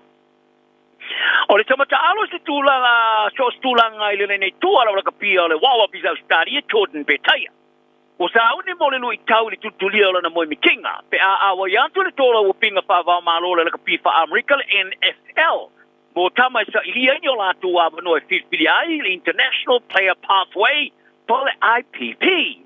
O le amatanga o le vastolu aista whairua i le atau le e lusa marwhatau sanga i alona nau tainga. I le suia le talonga talo i le awa i atu le IPP, e vera lipo tia le vanga tala le wide world of sport. O le whaiunga peta i ua whata i ale tō tele, o to tele le to sina le kapi Australia le saunia te teni malo mo ta ro fai tau le tolu miliona per tania ile tau sang fo e to su ta sta lo fai tau le sa o kuina e pe tai le o fo la kapi le wallabies te lu mai lan ta lo fai tau le mo moa ele ta mar sanga ri por rangi ro ras mariva ia pani pe tai o lana ta le ni ta lo sa fa va tuia o no manoa ele ai sa na ta lo mo le wallabies le tau sanga ne o no le afianga no tu au ta ma foi na le mfano fa wona ta alo mo le red ele ta mar sanga sopa la kapi pastiko ni tu sanga ai wo ya la fo ai uma nei tu nei fa le tonu ai wo ta ra ya to ile le liu le la kapi fa America e per sa ya fa lo ai le fia ile NFL out ta mai tiki mai e te mi uma sa mata matai malona te ma ya te yuli sala tieru pe taia le o maliu ta maliu le wa fe maliu se fulu e am te mai ya anwar te sa fo wala no foi pe taia le no fo nga o onga o le la kapi ale IMG Academy e Florida mo le o ina yo kalong fo mo wo yelon fa mo ngai mulmuli ai le spo yalo sa mo Australia tod mai lata le sa ve mo se tama Australia pitu sino no manuia mai le IPP mata aloi mo le awal Philadelphia Eagles ele masino aprila sa saini ai mai lata lan fenga ngo fo mo le NFL tu sa mane se lau miliona tala fa ali pe taia o le melena sa fa malo si awa ya taia matu ina tuaya tel turunga to tamo fa yai telia le avanoa Ora sui bo more mangsa mo Fritz Lee o la no lon fasta langa tu sanga foi tu sama ni potele rugby planet. O Lee o ta alo mo Calapol Clement i Ferrari le. O Lee potia sa e tau tino le fa o Lee ma po mai se Messi la sumali bo ka topa. Ele mai ai o le ta alo mo Calapol Van il ta mo sanga le top 14 of running. Sa tu o ai o Lee sa o ga. Sa ia fa manu o Lee sta mai tai fa ngalo po le waitress is no 4. Ta ma fo na ngauli te polima mo le mo fo na toi fai ngalo nga mo le masina atoa ino o mai ona tau tino li le mo ni o fa jonga mo fa ma oni ai loa le loia le leo ia le loi no na fa sala ngai le loa pe mo le fululima e silia mar sfuto sango talo ye li le klapu ina wa awo ya tu yai le loa pe mo le lo futolo tala na oni aso mo le tulu choi foia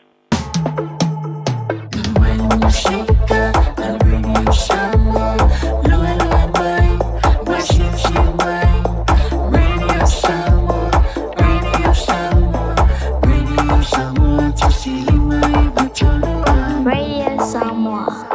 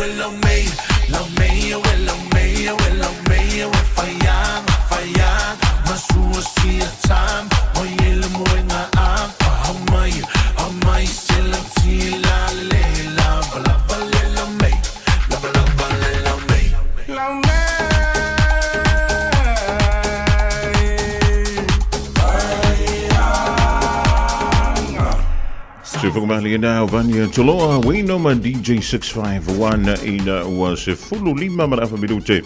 O te enei tula e lua fa funga le tru swa funga na tala I vei whanua I lona toi au nātu mai a se uli malau le iwi maua se si o totonga I le tau le tasi la woli a te hau te mnei o lau wha tasi wala sunga ya au kuso fio lelei o le Enterprise Motor Group I marukau a wā fo I le wha lau noina ya o lana tautua ya masela anto o rangu foi sao nia tuai moa so fia ma lona ngā lue ma lole whai o le whaiwa au kuso ma lole so I fua ma lo hol taua tai a tahenga fonga moa wa lava le tatua o pino se tatua inga ia a min tatua tuno ia o lo fa pe ona mo mai ia a sala po le tu la le aso ia fa ta lo fa fo ile lo se tatua tuno I so se va inga ia o lo fa fo yo na fa lo ia po ma o mai ta fa sala fa ta lo fa tu ia le Enterprise Cars nei manukau ia ile malu mare a lo si tato atuno ia malo se fuar omo tato te tau whaiwha ma lo lava o le wa tato ia le vaiaso lona lua o le ni masino te sema lona winga toi lua vaiaso ia mana tato pe pese fui la ia lea I le pepe ia po o pese o le kirisi masi le whanau mai o le li whaola ia se kau kokongi e kwa ingisi ma ingisi vaenga o amako a mionga ki kau sangari au kusu sa o lele la ia e pe o le alana o ese fo ia le fa lo na yo me vai o le pe la lo kisi masi a ma pe e to e o la mo mo se o tino tangata fo ie ona le ngata o le atan trino o le pepe fo ia e pe o le Paulo o le taima tau sanga mo fo ia so tainga ma ainga ia ma tulanga fo lele o aso fia pe look forward matangata I Christmas. Ia, o whaatasinga o mafutanga o whainga ainga, ia o whainga pāti. Ia, tālo si o le ale e ua fo e le si le vai o le si po le mantau, le si kupo I se veves. Ia. Lele ia, ia pawane ia, o pe tātou file mo, o le pepe le Christmas, le amanga o le aso. Ia, o ke ronga o le a le pine o le a tau lu malfia mo manuia ia fu pangolo lo mo le funta le ma lo fa tai o tanto fainga me lo fana ia e po le po nisi e pe le no mai tau antu fo ile le nava ia so mala amatanga o le rima sina o fa wa tanto po nisi na mo le malo le tu wa kusu ia e sa le lava le sa na fo mo ia pe lo fa go benta to a promotion na o le cash bonus ia o lava I le meo lo finalo ia le customer pe mana o cash tua ia pe mana o po e tu e fai deposit ia se maria ia le si a fe le tolu a fe tu langa pa pena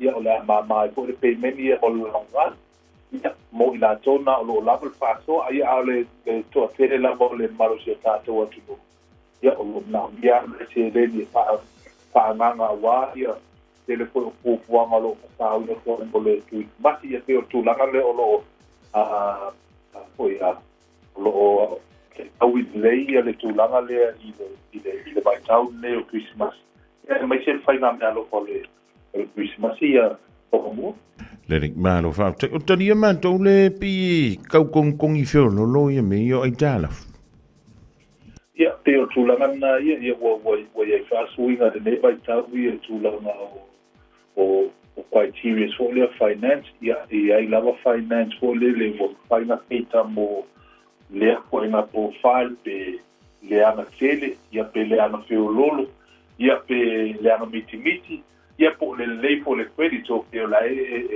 apoia e determine mai le tulanga la profile ia le tulanga tono mawhainga como kentaliti o le na mawhainga to o no fai le pe fa pe o le pele le sumai ia ona matou I loa tonu le finance avia e eisi lunga o lau le status le current status la ia lau credit popa pa pe fia matou ie no foi I inwe kako ma I le motu I subti ia o whaingofia al vaenga le o loo iai le tātou website, ia o tātou website le o le enterprisecast.co.nz, ia o tātou website le o loo maua so o se tuainga tāwale, o loo mau umalawa kako stock lunga le website le. Ia whapea lo loa iai se tāwale wa tau waila lau sila ia po o le tangatanga ia o inalan whai lo iai le tātou e ia option isi ira e mawhai ona tango omi le finance option o lo ina au tafo le ato le tāwale ia o lo tau mamaya ia whatonunga mtulanga whapena e whaanga io ia tupai ia tūlanga o lau application. A whapea fo e sidea ia o lo vidi mai i le officer. Ia mfai kona whai tūlanga na e whai dungo le tātou kai whatala noa e pulele mo stela application nunga telefoni. Ia, a whapea te o so swami nambo lātou o lo i whawhatu o au pilani nei fwoi mai tau whongambua. Lele, ni si vaenga malawa nei te fia saundo iai le tūlunga ina tātou whilo inga le so? Ia, whaaputai lava mo le mātou awa noa, ia mo le tōile whaaputai fōile, tāpati mai fōi se tātou atunu, i lava ia so ua mwaiati, ia mai se fōi ale weekend, ia na mai a fōi ade, tō te fōi le malo se tātou atunu na sumai, ia mtala mai fōi au le weekend, ia na fōi a walawa le whaamahi no tautua vai fōi an enterprise, ia e pauale le tūlanga pule le whailo pēsia tātou tunu o loo whaawau pēr tātou bonus, cash bonus, ia o so se tā pale o loo a fōia o loo mana mia nei vai tau so se tua i ngā mea lawa e o hatchback, ia o le tātou people mover, o tātou piki apu, SUVs, ia o mawhai o na maua so se tua i ngā tā vale tātou lotoa, ia o le sotua langa hulele whaamata si tātou atunu. Langa hulele o le e tā ua le test drive, ana o le tūlanga, o le nei vai tau te tā vale, ia tele ia technology. Hulele ia ma features o tā vale nei, e tā ua le malama o se tātou atunu i mea nei, ona e o tūlanga ia o lo peisa i tu ia le tau tā vale. Ia e malama o mai fōile o no tawa ato tā palele ana, ia malama mai features taitasi, ia pe forward collision indication, mele pi ia o isi mea o le lane departure, ka tau lata i le lane o au tapa, ia kele i o features fōia mese ale seki o le tātou atunu, ia tā uale le test drive, ia mātou hoi ma te whasimasino ma fōine mea le o ia te tā uana o test drive, e mawai umaia tūlanga ia. Ai a whapea lo sāgiri sau sāre nei whitu mai tau. Ia, o atu telefoni na, o le oba se lau, ono tasi ono, whātasi vadu, oba se lau, ono tasi ono, whātasi vadu. Ke pole sumai fo i le 552 Grey South Road i nei Manukau, 552 Grey South Road i nei Manukau. Ia, a whapea, ia kai ono vili mai, tala no le sunga le pule, ia Terry Kuhn, ia o le tamako ia tau o papo ia po o ona nei o kuso fiele ia whapea o loo i tau sa ili se sa nei vai tau ia mete fo ia whainga mea lo whapatu isi masi ia whangambua whaatai lava mo le mātou a wanoa ia tai fo i le atunu mo le amana ia se o nanga vai ia ai mania fo i toenga o le nei aso ia mai se lava i ia fo i whaponga anga se tātou atunu ia tai mo mātou a wanoa. Marui tele la singa o toi o le amatanga o le riva yaso ia toi whiloa i fōi i se aso mo mola suwa ia au kuso fio lele wa vela o ia ma whunga tamu le moli o le tau tumala unangana a le a fōi Enterprise Motor Group i marukau i le mawhiore misi ai lunga o Great South Road i nei i Manuka. Ua na o le Radio Samoa se furulima iwa toru a mo e tau tuaina o e ilangu ngana fitu aso le vai aso. E le tātou malo whaalolongi o le tātou whiloa i stimia leo toi mamau ai wha malo siane piki le whana wa onga e le tuai o onga le whanau i se taimia leo toi mamau. Ia vewo tua onga le whanau ua whiana le aula ki ngaringi iau. Wa mau ki ngoai le iro le keiminga momo e ianga po.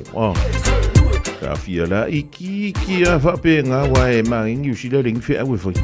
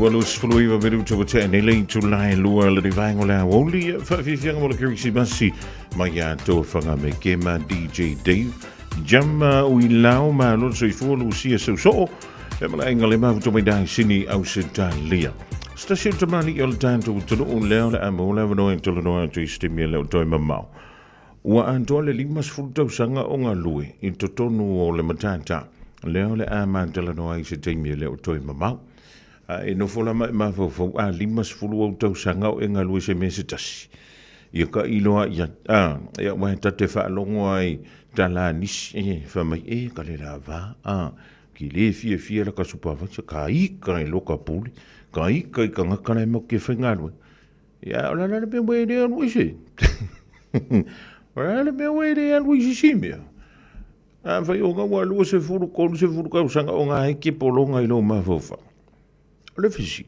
ola la le me we le tu lu nga ma lu si mea la me we le sa ile si awala e ma fai ona mo wan tu lo selin ai fa sa wa ilo ma fofa in ne te wa fa ina lo so fu ma lo loina ilo ma fofa ja stimulate to ma na mo wa ilo tanto filo ingana ele ni fo ya woli ja ma se tasina to mani ilo tanto to lo to sanga inga wenga ia tau va len ja nga wenga tau va le savili ia po va le ia fe malanga ia tanganta lo tele ia e se mai ia tanto va le fo ia ave mo me fa mo moli ia ave mo me o fo o ka avali ka va le la popo ia mo kulunga uma fa penga ia fa ila ona te fa fonga mo le ia o li tono to fo le fa ngalwe o nga ma kwa ele fia le mo so si kanga ia po so po ngisi fo ngiki disima o la me nga fa uminga ia ma nga brongi a fioro la ya vangoa ia le fionga ia la o pepe tala ilen e male ba ngale Australia e ma ia Australia fiolo le rich e mo sano a kire mo wai or ko nga pure nga re ki komu mo me ngi ia kai O le fitu au lele ma le fitu ta iala o ngā amata e mawalunga lana au nanga tau Early Childhood Education po ua o ngā amata Samoa ma le Pasifika i Māngele e iai whaia o ngā le stala ma whaia o ngā lango wa lava tā pena mo le awa o ina o le whanau. E uti avanoa o lo o te toe, aua lai te whaatuai, ai lesi tala nei loa lo walo, kala au mai i le olua tasi tolu lima, fitu valu iwa fitu. Olua tasi tolu lima, fitu valu iwa fitu. E whaatulanga ai se taimi e te asi mai ai. O se talawhiawhia nei Samoa, wei nei se tautua ma se unanga whaamilinoto mai le kampani o le City Car tuatusi tasi lua Lincoln Road Henderson. Te maua iai le tele o tawa la poa band e o foi tatu tawa le laiti. Tania foi la tau whaale tonu tongi e talafo mo le tatu cashback. A man tatu lima se lausi aga i atu le lima awhe tala. Pe so te mai ungia Peter Perenanto le numera o lua tasi o walewalu fitu lua. Pe a manaumia se tawa le fōmolo ainga i le tau malulu. citycars.nz. Talofa Samoa, o Atishna Ryan, o le Licensed Immigration Advisor mo le Auckland South Immigration Consultants. E visosoani mo so se tu ai ngā visa e malanga mai e New Zealand po Australia. Telefoni mai nei loa i le o valu o tasi o no valu wha fitulua. Po le olua tasi o no valu fitulua tolu o. O le R-Dash Travel o le company numera tasi le taungo fio pasese mo fe malanga inga i Samoa whapea le malanga bai i Samoa i New Zealand Day. A whea de loa i le ofisa o le R-Dash Travel tasi valu lima Great South Road i Marurua. Pe vili mai i le telefoni tolu iwa lua o wha o. Tolu iwa lua o wha o mo le R-Dash Travel. O e mo mia singaluenga le customer service, hospitality, po le avea fo i maleo. E tele o mautinoa po fe amatai. I le MSL training, mātou te whesoasoani atu. Mātou te malama o le amataina po le toi fo i atu i aunga. E mawhai ono whaafainya tā. Ai olo o iai le mātou au whesoasoani wha maoni. E taita ia malangolango ina oe i lau malanga.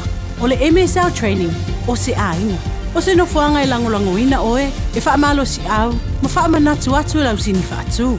Asi i le msltraining.co.nz. Pevala au loa, le o valu selau, lua, fa, tolu valu. O lolu manai, e a mata atu, I inei. 24 hours a day, 7 days a week, Radio Samoa streaming live on www.radiosamoa.co.nz.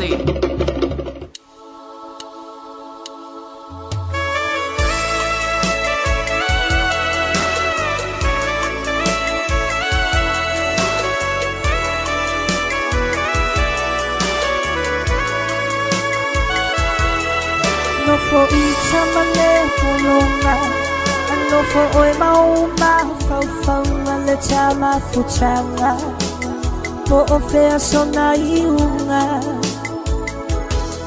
inge itala te avea e fili uope o me matani fale anga itcha aule nei o chino for tatali te hiro a se asa ba a tau no sa manao tu ai me alei alabe e fiti lava e umine o pe te hiro a se asa ba a tau no sa manao tu ai me alei alabe e fiti lava e umine o pe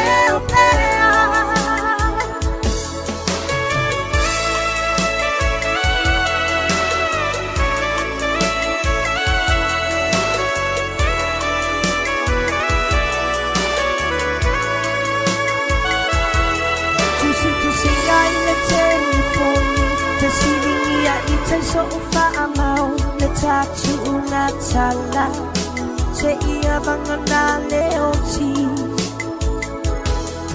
singa wa ela ma le anga umama le pa aponga se avanoa mo icha se yo ucha ua tuai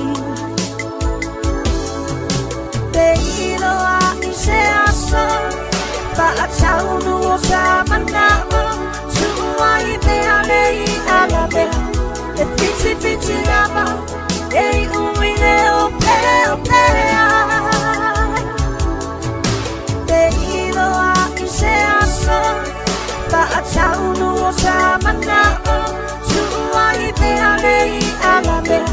e piti piti lava e uine o pea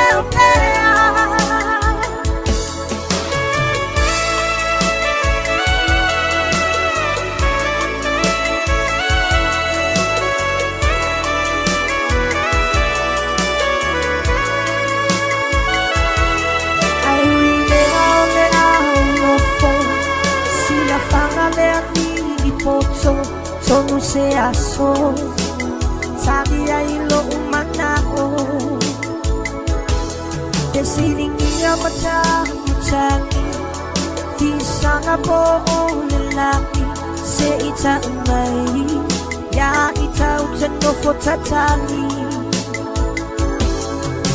Te ilo a se aso Ba a taunu o sa manao Tuai be alei alabe E piti piti lava E uine o pea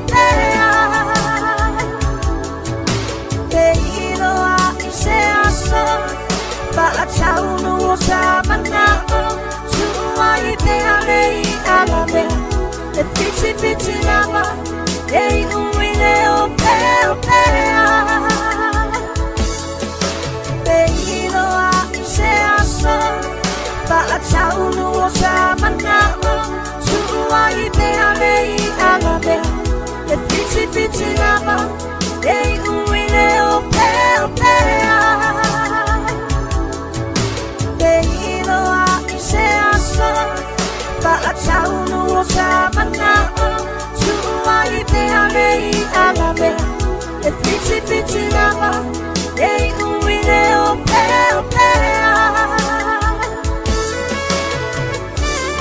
Le siu fonga malu male mani o le sunga ya mauto atasi a suao. Le tamaititi ua a matana taulo mato oi wa io o tupu wa e le dei vaita. Ai le o suia e lavalo na siu fofonga. E pe o ufa alongo le siu fofonga o se pepe mea mea. Ia le siu fonga o le sunga ya mauto atasi a suao. Ia e pe ona tātou mafuta i fo i nei New Zealand. I nei au kilani. I le tele o tausanga o tōna iantu. Ia la ua toe fatasi mai Samoa. Ia fatala fatu i leo so ia mautu tasi vai ane ale pa ia i suaf. Ia malo, o a mai le nei waitau o le tausanga. Ia o te whawhatai ia la ua tawhalona whingalo e whaafungalona la ua o le ngau fia rasta. Ia e makwade e fomua o eri i le rasta ri. E ia ila tau e fomu le menga le wha rasta. Ia te leo tātou i makwa e fomu a whaapea fu i lele na e masania o il whaafunga le leio lau laua. Ia li se mela kau sui fu au skait. Ia whai fu i laua 5 tupu, 1 tupu. Se ko anga e vali. Ia, makui ko anga i ki keu. Sui nga ngau leo langa leo i tātou. Ia le nei fu i vai tau. Ia wai, ngau le leo angia whama o whee ke keu ye. Kusa wa koe whai e ka kore kala. E koe whai inga ia ka kou. Ia, e rima whenga ngalo ia usiu tina ia lau whit. Ia masiu tina ia whani. Ia, o sui ia e oke ia. E alanga lau wakau. Ia sionga ka mai whale kong e se whale kong ke fo. Kai kukusa la whale kong musio ka mai a vipu. Misi de ngunga o la whala. O longo wing. E pe fui le lewa e fiu ke whai aku i pe umala vo. O lawa e se ale me lawa. Waka walu i o la ma faufonga fui lele. Ia, ai o lo talia pe ia le tātou malo i le ni vaenga o le awoti. I le melong o whika o koengi. Mo i la tau ia sauni antu mo whainga pati. O le nei foi whai unga o le tausanga po a sofifia. O le so, le aso iwa o le masina o te sema. Mo tātou ia fia le meta o le whangu mawhanawhana. Whangu malulu. O le whangu e malo si antu nei lolo malosi. Ia po o whangu foi, ia e amatau e au lelei. Ia e o lane le moli i oe, ia e vave ai leo i lātoa i lātou. Lena tau mafuta. O le so, o le whailo mai. Le tūla whono o le pulenga nua au kilani. Lena whailo mai le nama sina o tuana i antua Novemba. Toa i whae malama sina o ke topa. O le swinga o le tūla whono o le taimi e te tala ai, ia le ava no, mo i lātou e whaatawina le ava malosi. O lea a matafa maluina i le tau le iwa i le pohana. Nei, Ioi, ina ni tila wai mana va po le aforiva, tal se fulu ke kifa kui o le whalooloa. Ngā pā wa le whangu e ke sauma oe o le whangu susu. Ioi, a le o le whangu susu o le whangu juice. Ioi, a le o le whangu juice o se whangu vai. Ioi, a le o se whangu vai, ia o se whangu inu suomari. O le po ana nei le tula iwa, au te loa e tale iwa i pongi sale le. Ia o le amatai nai o na whaambaluina, ia lea fo i tūla fono. Ia, ole, tala atu nā mō tātou, o lea mo sauri atu. Ia mō whiawhianga fo i le whai unga ole nei tausanga. Pa wale me tāua tauna tātou mana tua i peo lau kala leo whukua mangia kuanga whaia. Ia a matane le whiawhia o nei te au le lei. Ia afane le whiawhia o nei te la le lei. Ia mahe a fo i le whiawhia ua atili ai lou la le lei. Na walu e whaatino ia le whaamoe le mantou palis. Ia po le mantou i kāle sia fo i le whiawhia sto na i te sei mawai am tunei. O tausanga teitas, ia whaapelea o na hostai, ia pe whaatino i fo i e lea fo. E le komiti whaafoe. E le komiti o la ofisoswani ngā luenga pātele i o le palis. I tausanga teitas, e whai e lava i le ainga whaapitoa, i le whai unga le tausanga.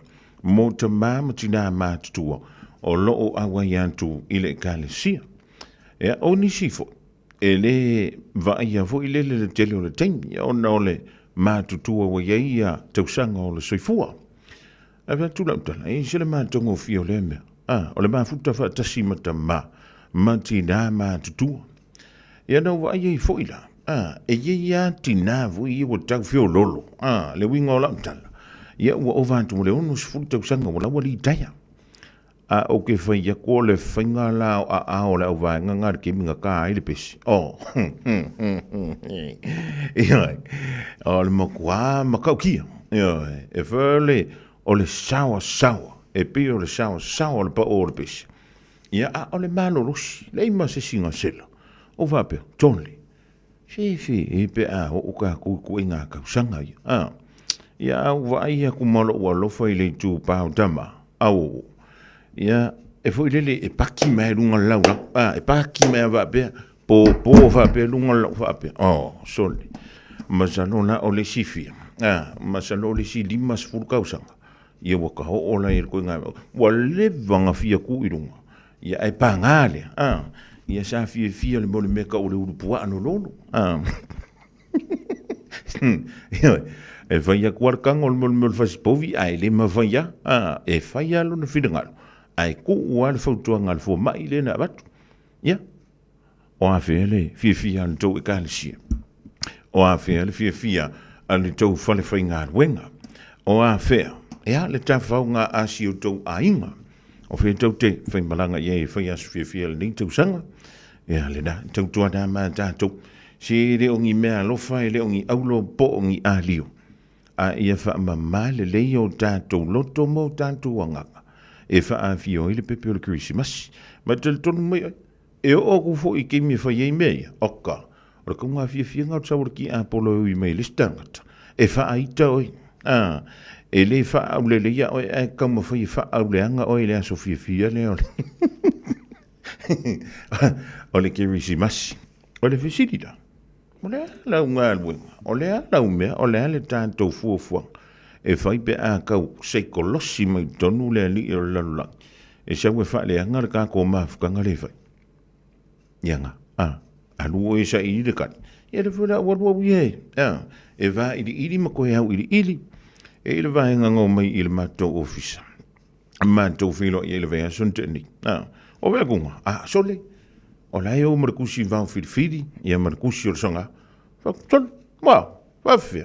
Mai, ia ngai mea lai ki eri se ure mako koe whaia, e au ngā kele a kako kusi, ia mako kalangoa la ia umalo mako kaumawai, o whiak, langa le kerua mai kerua, ka whau mai il mako ofisa, o mako ure whinga rua, e leila luko e o le menga rua.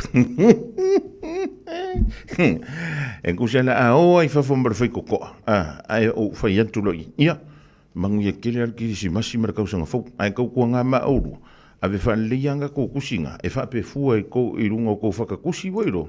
Talofa Samoa, o Ateshna Ryan, o le Licensed Immigration Advisor mo le Auckland South Immigration Consultants. E visosoani mo so se tu ai ngā visa e malanga mai New Zealand po Australia. Telefoni mai nei loa i le o valu o tasi o no valu whawhitulua. Po le olua tasi o no valu fitulua tolu o. Talofa Samoa, o leo whangasolo whainga me alofa o aso whiawhia o lau tumana wholesale autos. Tui in mailo sa, ma moa tuai sau se leni tolu awhira cashback, ai iai inga whaapitoa. A whio ane lo le tumana wholesale autos, i le lua valu Atkinson Avenue i o Tahuhu, pe vala au deli pule i a ngalwan mana tai ngalwan mana, i le lua fitu o wha olu fitu. Lua fitu o wha olu fitu, po le over se lau wha ono lua ono lua tasi. Over se lau wha ono lua ono lua tasi. Tumana o le tali ole, yoi. Wha o ngale tautua le Pacific East il masina toa te sema, ma mawa i loa manoa te ono mana malo ai whailonga tupe whaase fulu o sau nia mo ana paanga. E lua se fulu whailonga mo Samoa, e lua se fulu whailonga mo tātou i New Zealand nei. Se ina whailonga se fulu i aso tona i o vai aso te tasi. Manatua o loa wha wau pia le tātou whapitoa e nao le lima tāna pia e whaonga ina le Pacific East mobile app. E whaatino ai au tupe whamoboni mai lau telefoni whape ai. Loa manoa fo le tātou direct transfer e tiposi mai e lau tupe le tātou account. Ma whamoni ina pisiri lungo le telefoni ma whaatino la foina o lau tupe ai ngā whapitoa. Mo le tongi no pili o le vai mo li pe tau tupe tus tupe i soa se whare tupe mai si aunanga i Samoa. O lo ma whaina whaatino ina i le aunanga ale Easy Pay. Asi mai roa i o tātou ofisa i o Tara o Tahuhu ma le taulau whaatau i mangele pe wala au mai le o var se lau o tasi ono mo se la lata atu i ante oe. Pe wala ale tātou Pacific Easy mobile app po le direct transfer e whasa o ailu teimi ai misi o tangata fo i le pensini. Ia manuia tele kresi masi ma le tausanga fau i ainga umo Samoa ma le pulenga ma la whainga renga le Pacific Easy o lau paanga mo tupe wha momoli i Samoa. Beta Drive Doctors i le taulanga whaatau i mangele whapea manrua. Mo le vainga o so ngase pe amana o mia. E whaatino e fo i matupui pui o le whana witi. O tupui pui le COVID sfuluiva mo i lātou e sfuluan tausanga malunga atu. Whapea matupui pui o le flu. Wala au telefoni, lua lima fitu, walu lima, iwa walu. Mo so wanoe whaatino ai nei au nanga. O fisa whama i mangele i taftafane o le McDonald. A Manrewa i taftafane o le Whaletusi po le Public Library. Beta Drive Doctors Clinics. Radio Samoa Tasilima i Batolu Amo Radio Samoa Tasilima i Batolu Amo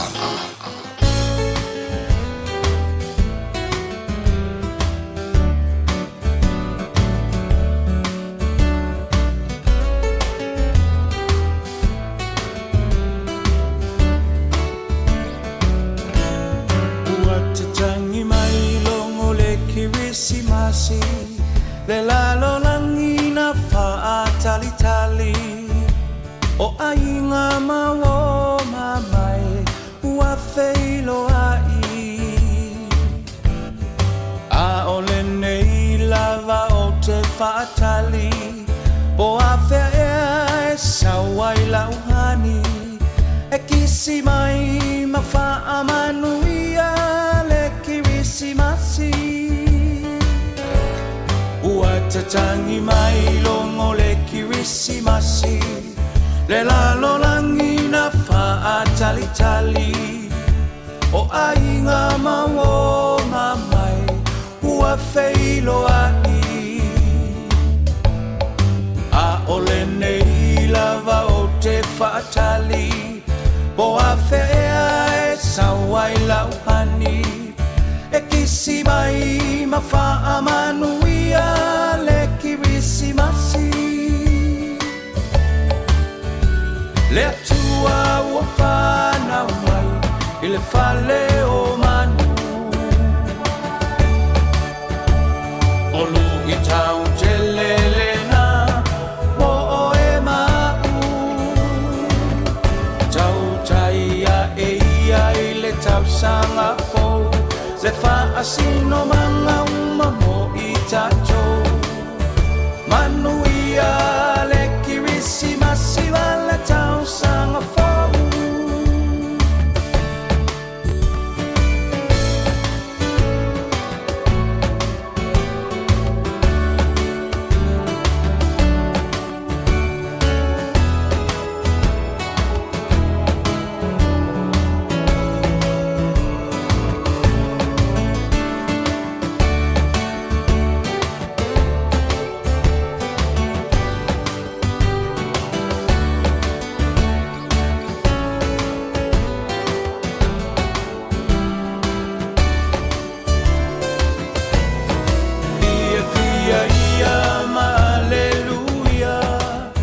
le tama lea na valo ia e lona ua le malo o ia foi o le Mesia le mea lo fasili la valena le taualunga o le ne tausanga o Yesu o le pepe la fola fola via via ia ma alleluia le tamalea la palo ia e lona ua le malo o ia foi o le Mesia le mea lo fasili la valena moe ma uile nei tausanga o Yesu o le pepe la fola fola le tua ua whana mai i le fale o manu o lu i tau te lelena o e mau tau taia e ia i le tau sanga fo le fa asino manga uma mo i tatou manuia le kirisi masiva le tau sanga fo manuia le kirisi masiva le tau sanga fo manuia le kirisi masiva le tau sanga fo Se whakamali o tui eri taula pini le rivango la o le malapese ua whaingoina longo o le kerisimasi e vavai atoi fo o tātou polakala me whanga solo le ne ia wau le mātungo fi whamalamat mai la wawinga o le tawano o ma lupea langi mai o le savili e au ki lani sauten nei o le vaitau le nei o lea ua tulanta ia so fifia ma ua whautuai nai e le matanga aluenga o leo leo ia tātou ia e oka tātou o loa. O loa ia oka i lunga o penga ta wha i lang.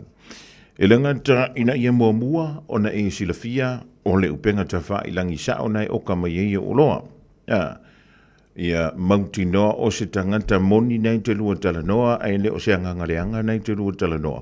Awai mai mawailau se le ni ai sa ia makuale ai a se me te maua. Lua. Pamele fautuanga al matanga luenga o leo leo e tawala maile le santini sini e swafa ya Anson Lynn o le na whantal noina e le TV das. Whaimai, o le veitaula nei, ia po o le masino November ma le masino Tesema. Ua matua i anua i lunga, ia masana ua tai o antu iau le lang. Ia le maua lunga o whainu mea le au ngāoi. E ngāoi ia mai mo meo o pusa fo i le avantu e couriers. Ia po o parcels e kili vātu. E le o nanga le a van couriers. O le whamatalanga, o lo whapema iei, o nisi o tangata, o lo o lantou la e ina. Ia mo meo vest fo i le lang sama pe langu moti, le iei mo meo lainga fo i langu efu le malmalama le po. O nisi nao i lantou, o le whemai, e o le whaafolinga, o ni tangata fo i le tala ia po ni tangata teu whanua. Ia po se tangata fo i nei anu antu e kiri vantu le meti. Wa ele makau ki on song ngā o kanga. Whamaila na whautuanga a le Santini Sinia. Ia e whai i tangata ia. A whai wa tū atu i tono lau whanua. Ona e whai le iei. Toli, a mai so IT. Au mai a so IT so vai.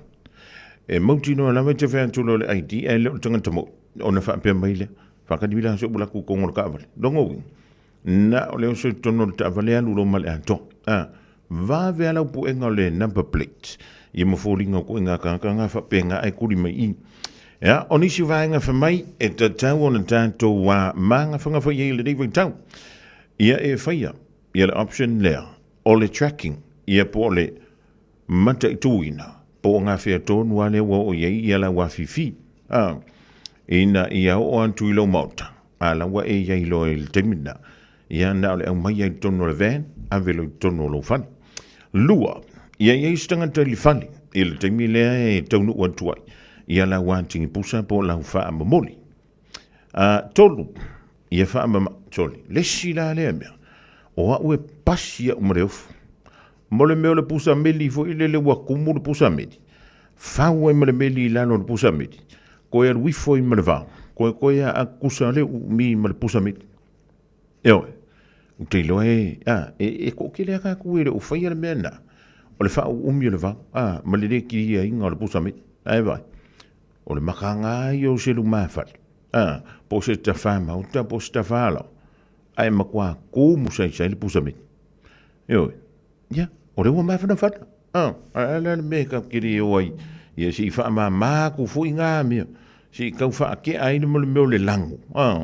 Ia maka ko maua i se me ka o se ea maru. O se ea mawhana. Ia po o se ea fu ilele makua kiri ai lava o tātou mama. Ia, malawanga mo le muli. Mawhau. A e ngā whatia ka manga o CCTV. Ia o ka makonguanga. Ka makonguanga kako. Inga ngi ke fo ru fu mana ke fu fi ave e ku ma ya ka ya o ale pola ku fu ni ai ri je bela ku fu o la bela ku nga e ru i fi sa ma no lo ngam fi sa fi ya ma ya lu le ave ka mi ki da o ma fe o la o le o ya e ku e pe ila tona o le ya fo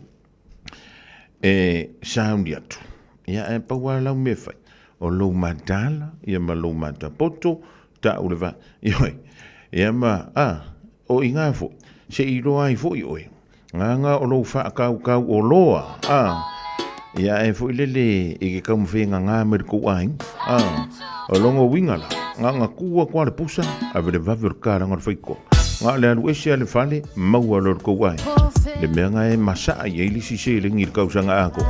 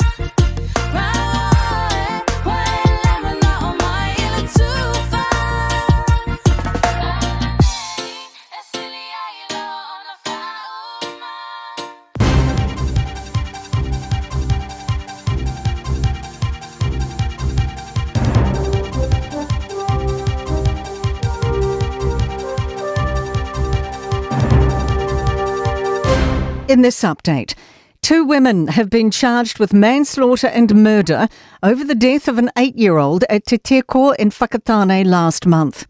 The boy died on November 15. Azaria Howell reports. A 25-year-old woman initially charged with assault is now facing a murder charge after a search this morning. She's also charged with assaulting a child and assault with a weapon. A 61-year-old woman's been charged with manslaughter, assaulting a child and assault with a weapon. The pair face court tomorrow. Canterbury firefighters are crossing fingers strong winds won't stop work at a 134-hectare blaze west of Christchurch. It is contained. It's in West Melton. About 50 firefighters are on the ground securing the perimeter. Assistant Commander Dave Key says 80% are volunteers. I'm always thankful for the help and support that the volunteer brigades around Canterbury give us when we need, and they always turn up without fail. The Foreign Affairs Minister says New Zealand's closely following developments after the collapse of President Bashar al-Assad's regime in Syria. He's been overthrown by rebels and has fled to Russia. Here's senior political reporter Sophie Trigger. Winston Peters says the regime perpetrated significant human rights abuses against its own people for many years, including repeated chemical weapons attacks. He says now we must see a peaceful transition which protects civilians and upholds UN Security Council resolutions. Peters says this will be critical for a sustainable and comprehensive solution. Relief in the community that Makatu Pies has a new owner. The business placed in liquidation last month by owners Te Aroa Management Limited has been bought by catering company Montana Group. It's announced the brand will be placed into a new joint venture entity and licensed back to the production business. Makatu Te Puke Ward Councillor Grant Daly says it's a major employer in the community, so spirits have been high. Everyone's generally very happy. It's a great Christmas present, obviously. And that's news. In sport, New Zealand cricketer Tom Blundell has acknowledged the pressure of his struggle for test runs. He rustled up 115 in the second innings of the second match against England as the Black Caps copped a 323-run trouncing and lost the series. Blundell accepts a lack of form was playing on his mind. Heading into the game, he was averaging 13.52 in 25 innings since March last year. I'd be lying if I said I didn't. But the way I've been hitting the ball in the nets and, I've been feeling really good. Out of the middle hasn't really gone my way a little bit. But I've always had that, that belief that it's right around the corner. The Māori All Blacks will face Scotland in Whangarei next year. The one-off match is set down for July 5th. And that is sport. I'm Raylene Ramsey.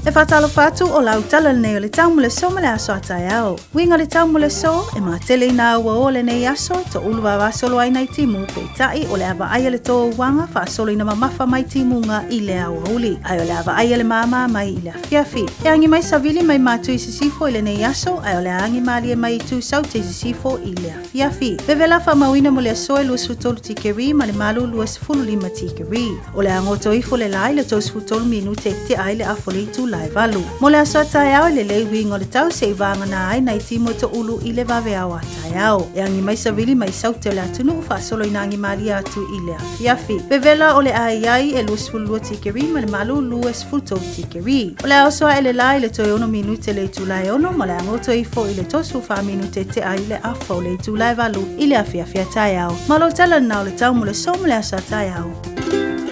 Talo fa Samoa. Wa ule nei o kasu ti alu, a wale sui ale ngila ua ule kio. A eva mai ina se furu lima iwa kolu, a mo, Radio Samoa, Vevela a.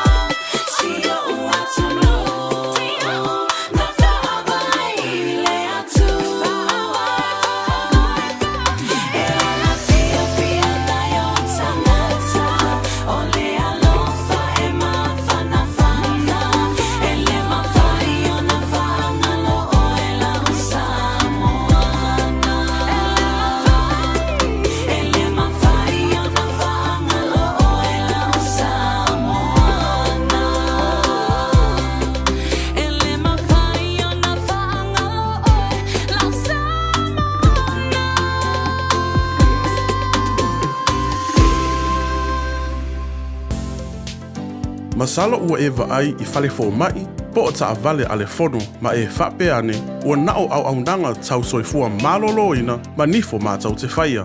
E tele le whasosoani e maua ia mātau. Whasosoani mo le ola manuia o le mawhauwhau. Polo kalame e tau fia ai le tau mawhatapaa. Whasosoani mo tina ma pepe. Whasosoani mo whaia o siaki I le whale mai. Whasosoani mo sauwanga I a inga. Whasosoani mo whanau ua hiu ma le aonga. Mo nisi whamatalanga, tanga I ane I lupenga ta whailangi www.thefono.org. Pe vala au le o valu selau, fono for you. O valu selau, tolu ono whaavalu. Tala falava Samoa o foi nei o eni ma le tatou whale tā vale lauiloa o le Car for You. A whai lava ta sa ili sa tā vale, le aise laisene pe maua le laisene a o e whaingaluenga tū mau, ma le leilo suafa. Whaingofia lava I le Car for You na fisosoani mo oe, maua le tatou cashback pe a mana mia le fisosoani. Talofa lava Samoa o afoile nei o lofa. Awa nei ngalo le tato Facebook page le Car for You. Pe te su mai le mato tuatu si tolo se lao Craysel Front Manrewa. Pe faso tai mai le mato telefoni.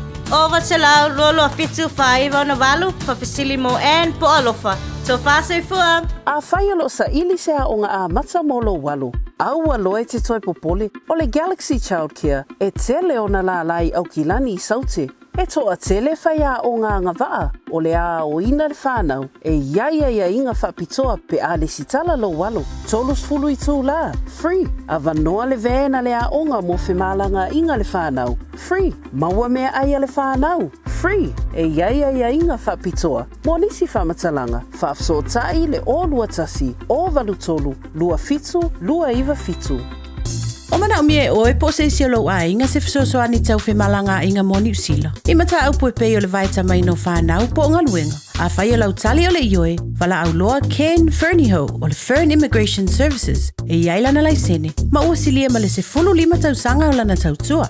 E toa tele tangata o fisosoani I ai Ken, I mata upu tau whemalanga inga. E au fia ai mata upu na o atu le tribunal, ma apili le minister. Tanga iane le mata o Facebook, ma le upenga te whailangi I moli mau. Mo nisi whamtalanga, wala au mai le Fern Immigration Services, ma tala noa ia Luisa, I le oiwa, lua ono lua, tolu lua lima tolu. Lua ono lua, tolu lua lima tolu. Po le o lua tasi, tasi lima tasi, o lima. O le was fululu mala fa midu chu che ne le chulai tolwa fa le tu ma doing tana fa manu so fu fa malo an tu man tua la ga te le fa na wa nga na tu wa onga le ni ya wo jalo to baiti fa mo fu spa tono le da avale tono le fa le sui o fa onga sa le mo to por galame officiel matali stimule to ma fa ye le full service lo da vale le sui le swa u ya na fo wo vivili solo pa u le ai oni palai I would put a little fat to Sunga ya Victor le tutua all entire world and auto limited yo tara. Dalova Victor malonga lui. Yeah, okay, fata lova sumadanga so walu so fast for mo malo lava men sa I malo so se tino sunga. Yeah, fata lova fu le sila mai mo si ka tsuru. Alo ma fu ka mai tunu mo sa malawa. Disi fo lunga tawale no ma na va nga denga yeah, fa malo sa ya to malo fu ide le fa malos. Ja, o tanto ye le solo na lua o le anga I antu le kirisi masimil tau sanga foua Victor o mai le tau pisi o ani fa bito fa nga solo. Ya o fini o nanga mo Silvia Samo. Ya fa tai lava mo le mato no fa evo se man ya mata tu ile tato pampe singi ya mantua o le vatasi do ro tala fa tu sende mo ka ko kisoro tala fitu sende mantua no sende le tu se pepe utro sa ile tato pampe singi. Ya, e fa nga ina ko tatu afta pe to no tatu pamu pero pena e so afta pe ya scan e por le ka text mo le point I to no tatu fa lo ya man tu for fon kesia ya wala va ya ko kiura ainga I de aso fia LPT iva te kalama tento vi fio do su fitu tala e te tongia to no tatu pamu ya man tu ro swafa masta polela un bete fon ya tu ko to no tatu pusa umma sa lia ya teman malo ko se si fa siringa te si dauta e o fa tu morosa I tatu pompe sindi ya o swafa man malo o tuna ani o lo fa marina mo de da so tatu dauta ya o fa tu morosa I tatu pamu nga e me tatu palisinia le fa o matato lo I le masinda nei na fa pe nei fellow service ya fa follow translation service ya so mai ya te brau mo fe tatu palisinia I fina tātou tāwale no i lisi maulunga tole i lisi tātou pale lift o le snowpo ia ma le low spring tātou pōpās o tātou loana o le pa'u i le māsinda nei a whapete fia sila fo i te fia tantangai ia talawa no mo oe sa tiki sau pōpā ia po sau snowpo i tātou parisinia tātou flares ia kena te roof racks i ngata o lea sa step o tawha tātou piki apu ia ma whalea pa mātou tonu papolo sa a whapena umatau sanga ia e whailawala ku service ia pukmara ku service i le tātou parisinia a whapea gai tau suasine scanner o ta avale ia mata to scan le pa ur fali mata la scan ro ta vale polambe pa tu langa no iai te inde fali tomu mo rio sur mata sport yo le ngana to scan i ve pola warni do suta la pe po to warn ia i ta to fali nia pa ta wina to ta vale fo ta vale tuai mata mai limon fo fikina fo ta to van yang atau pura tata SUV kasa tata smoka hai te kas tata piki apu uman lifa manaya pak uas fulu ya ale maktar masai sufitu fo istis mal maktas uman papi yang malis loko tata pupa sumontu tata piki apu uman te pa manaya so piki sau piki apu ya te fasavili fo lewa vivela le itau tata do ya nga piki apu fasavili ya te tai ore mission bay ia a whapete fi apahai ia tau tata vale ia a mairo le sine tata vale lau tonu masinga bank statement a parai sau sa molo ke aspect i tato whatai a pete sumai i le tato a la i le tasi ni matolu ista maki rona me tato foni o iwa rufitu wha to lua o iwa rufitu wha to lua o tano lea omitasi ia toa furuma rawal au i tato a ufisa o tato wharpau ile tadong fatau di Ottawa ile tasi fixo surupe to Ottawa lo mota to se kime kuo pa uro na tau o tato se kime ko ye so se size na ba de masa tu le iva se lau iva include mata to pa fo pena so so se kime fo ya ai e mata se kime tu ai fa ma to fenda tu langa mana masina nei apa pete fi apa lai vai aso ro so tara tongia e masani lava ia lo IT a para so sanga ia mosa ki me fo ita to a farimek afa pe ole masina afa pe fata una so se ki me fo lava so se size ia so sta vale fo e molo doctor fa to molo sa e ma faina molo ga pa pe si sa wa ke sili wa e sili ia o ia police pe sa foi me se lunga ta polizio sa mo ia mo fo lo ga te o lo ta vale ia mole fia mata to pa stilis male al makta to tasi to luase to lima se plan na volo mo ta to ia pole plan na metasi ole nexus ava pena so la sui pala yo ro pikiapu pora fuili ia mai to no pena mato tan fina la so switching back of maulung kesi ile tato a farpa ia siaki le paso repea siaki e o pa o tata vale ia ori nga e te ako fia ia po ni ta onga ato ainga le la valo to e sau ko siaki lo ta vale ile tato farpa ia po e foi tato falisnia tato finance o le tolu tato finance na sna maria finance tu ka after pay le pai marves ko suvaru masina ite sui tato finance o malava lo fanga na temen nei tato la ia lua tato farpa o ngata fore tato falsinia me te foni lo ilunga ole o iwa fitasi to tolu o mi tasi so silia lo sa mo se sani o tela va se manu mo maso no Manu i tele ngā ruenga o toi le reia sunga fuola suga ia Victor o le tautomala o nangana le Tire World and Auto Limited e te maui na i yona la lai lua i o Tara. Le was fulu male iwa miru taute e neiling tu lai tolu tawaiti malo e amailea onga le reia so sa onga po le nau tu ua le toa onga le lingfa maulu huspa o tona le tawa le pea fio nang te mafuta mai e a whaiwa e o le whane sui o fua onga whaisina o koma whaisau mea ai saudu mai o le tātou polokalame o Silima Tani. Radio Samoa. Taslima iwa tolu. Ama. Lonu ue Samoa e wai la le le vasa. La le oe inu o le vasa.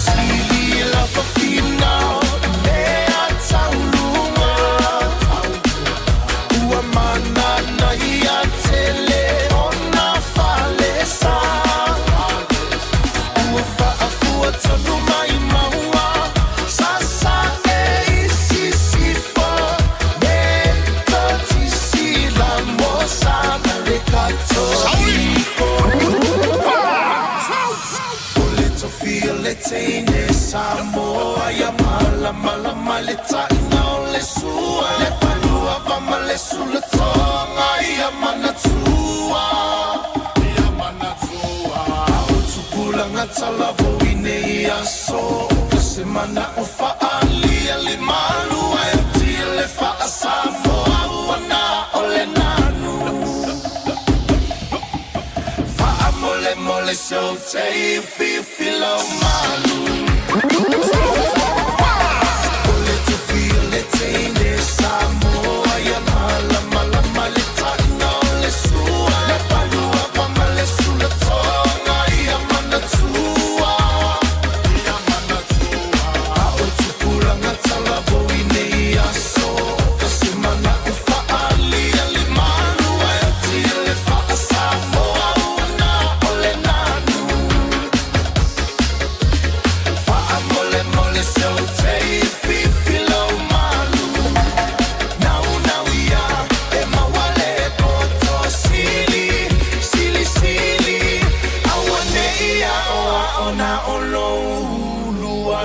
Silly, silly, low, low,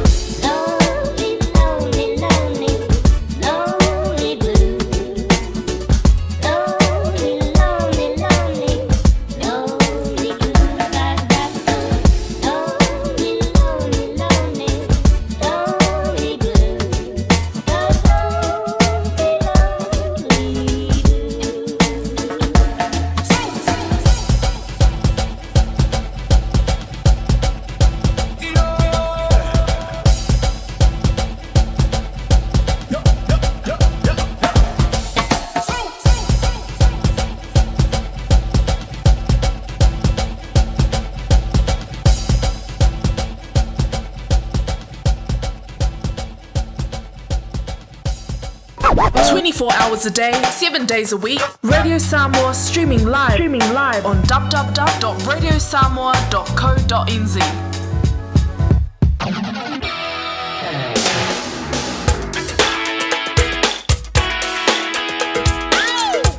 Jumla kola watch lewa afa tonu le July tonu le divang la woli fa tano fan tu ilo le fana wa onga lewa tu wa onga le ya so fu yo ni sivana tu wa onga le ya so na se ma vai tu nei talo tu wing tu mai o to ya mai la onga le ya so afenda eno fu le fane wa fi a wiki le nga le luanga fa ngi le pol kala me silva tali mana tua e o mai lo le so lus fu fa te sema ia fa to fa lo ta tu mal ta tu pul kala mele sil man ta e o to ta fa o fa ni ata tu fi au fi so ni lo ta ma lo tina ya so ni lo wa dana ma lo papa anti ma anko ta fa ma you ti ya le nei o le wan ta tu le ta tu le na mo tu le fa na le divang o le o tolu fitu ta si lima i tolu fitu ta si lima i to talo si ole dawa I tau no ole tau ainga e ba ole nei alu le onga a fui tele ya onga ya le ole fsili jamai al vensen te neilen tatu tel no ai ile ta milo sanga o fa ngoina ole Oceania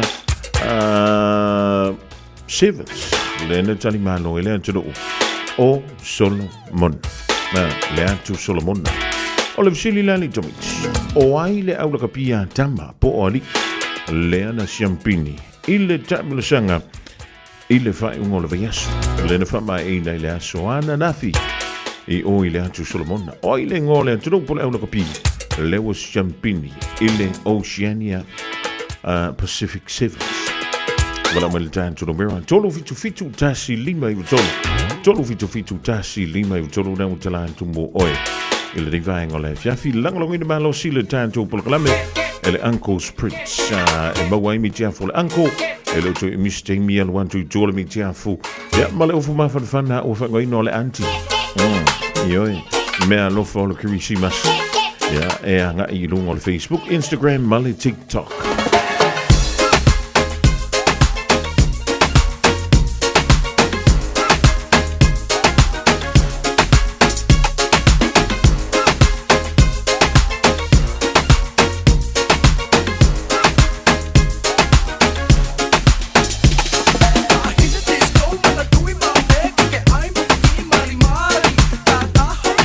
Shake,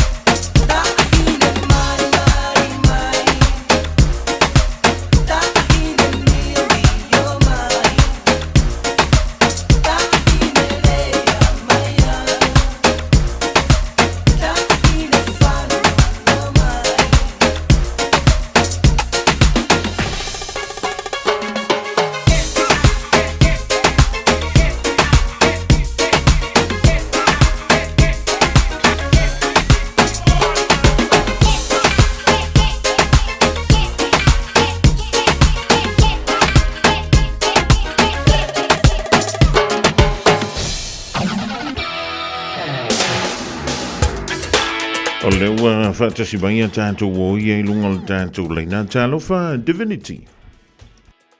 Alofa. O a mai oi. Manuel. Ia. Lele. Sai alu le aonga le dia so Divinity. Ia. Wala tō misa fui le aonga.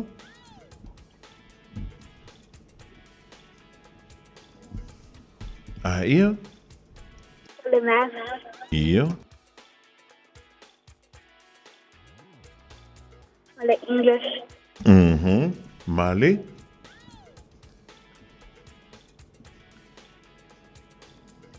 Talonga. Mata bui. Ah, tu talonga sa fui dia so Divinity.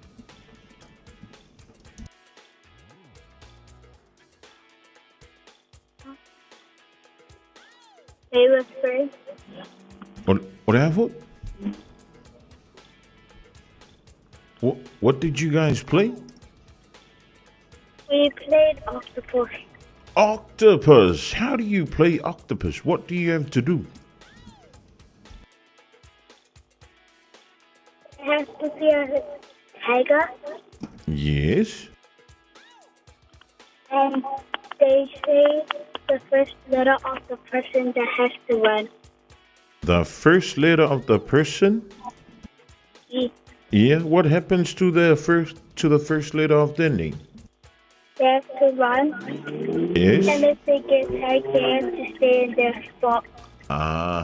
So it's sort of like a tag game. E. Yeah. Oila na maloli Divinity. Who won the game? Oh. Oh, ana malo. Oh, isole malo. Malo le tele o isole. Ja, le on sai me lunga tanto linda. Le si tanto le vala mo talova. Talova se baru. Microman. Yep. O mai. Ja, maar we gaan kijken. Ja, le micro. Ja, mai la unga ilassa. Ai, me ma sang ya no me. Kala ngoa I fa forka paka. Ja, ai. Ka le awa fairi. Oh, ia, e fian ko pese nga usulessa. O tumu le pese tumu pese vima. Ia, mane. Ole an makuala unga nga filimika. Kiri to. Okay, mo ko le la, ngo le sa. Au, ia, le sa wa la ma fa lu ke ma fa ye ni mi ka on sai me na. Talo fa Amy. Talo fa lava se man. O a mai oi. But we fa sai. Ia, se fa so tala. Na e alu le au.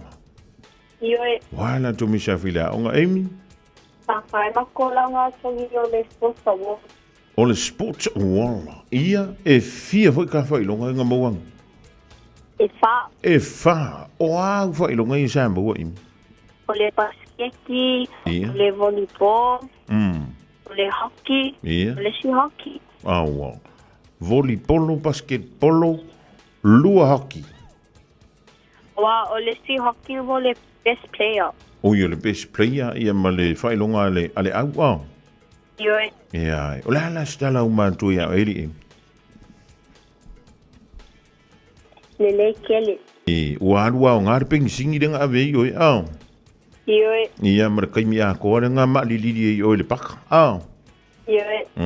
Le ma lo fa tanya Amy ia le o le tanto fisili momu. Fisili momu. O le wa umale Oceania Pacific Seven, sa le sa fai o Solomona. O ai le tulumpo ai le au le na ma lo anafi. O ia na po, ana po le na uma. O ai le au le na champagne. Divinity? Samoa. O ai? Samoa. E mo ila kwala. E le visuia. Le ai. Le le Divinity. O ini au me au nga fai ni le fiafi pile. Le ai. Le, o ala me ngala ele fai. Le me ai. Fai le, iso le se ka ile. O e kuka. Ioi. Le Divinity fa te le vala o me alo fa tu mo e vai le fa le mu le me ai welo.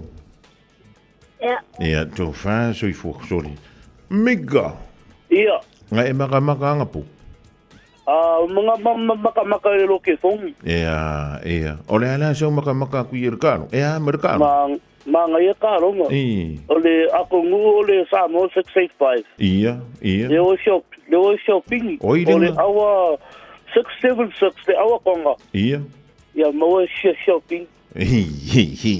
Mana ia ma lo fa tai mika ai makwa le mangkua o le la unga ngaf ya. Ia le. O ala me nga lu. Oi, desi be o sa fa le ba vai aku. O le fa ka de kali lo fo le ba alu le ki dal bo le so fa ka de kali lo fa long. Au e ke popoli. O le ala usai. La le sai lo fu ngai. Ke le lo e po la po e po Kolu XL. Kolu XL. Ia po le fa XL. O le kolu. O le kolu. Se fa honda kolu le. Ia le. Au ala ke por ki yang era ke fo. Bueno. Ia. Alo fan tu mika maruia le ngi. E ma Amy sa ola ori e pere ai. Ia, o i ringa maro. Au tai toa fitu. Ia, o i ringa ka alo ma sa mole fai. Piti. Ia, e ala sa wa i rika koa. Ele i maka ia. Ala alo anku. O i lo anku. O falen Fa'afoi. Fa'afoi Falaniko. Kamiki o le afoi. O le matamatang. Kiwe. Ele sa ora o maki so. Ia le leifa tele Amy. O fela ngala ave o ko wa inga wa fa ilongo le sports award. O le fakali si launga kong. O afio. Le nga le fa ia ula. Ia. Le ke hapilo umam. Ia. Ke wa ia. O painga le ula. O a fe lisi le ngato. Le solulu mala falaile. A solulu le sa umaloka ya o solu. Kiwe. Male asfri. O a dua ula ngai. O le aso falaile le fa unga. Le fa unga le asfri. Ia. Ja. Mai lo male au. Ioi. Oi so le. Ale si week. O ye ko fe sa unga le vesfo. Le Monday. E fai lea onga le Monday next week. Ioi. Au a fere ku e lea. O Tuesday pa ki au solulu e umai. Lo no winga la la solulu le vesfo. Solulu so sfulu ma le vat. Ioi. Ia le. Well done ni ta longa Amy. Pa thank you le valang mai. Ai. O e te pole le me sili le wa mo lo sais. I love a sermon. Alo fan tu mo le vie. Alo fa. Ia, so I foi ia le da. O Emile ma lo ele vai so yon tu atu. O Mika le ma lo ele fai longa na mo saunia. Ele tanto fale miti afu ma le hudi. Ia ele tengi sa we tu ai si tanto la e. Ia afu em foi e mo uma tam fa mtalanga I lunga o le Facebook o le Instagram. Ia fa before ma le TikTok. Na pa wala me fai ya mama de. Ta ila lo lunga le Facebook le ngoa Uncle's Prince UNKOZ PRINTZ. O na wala tu le uncle. Masalo o se so le riva yaso. E al wantu tua ia le auntie. Ia. E malo auntie e Malaysian tanto si kailina. O le fa pe le ona release tu. Ai le ia ulia ia le kirisi massima le tausanga fo. Kamaranga, ia kia alua ka whau i oi le tauto nai, anu ta whau i sa mo, nga I runga inda, e te mata I pole ale lanu alo mi te afu I te manao, ia awhewhi ole ofu mawhana pole hudi nei te manao, na I lunga umai nga, alu e fsiri iai, ia matala noa I le vahe ngalena, lewa Joyce fulurima mirute o na ta leo leitu la e wha, toitari mai le mai ain, ole polo kalame, ole think a minute. Just think a minute. It could change everything.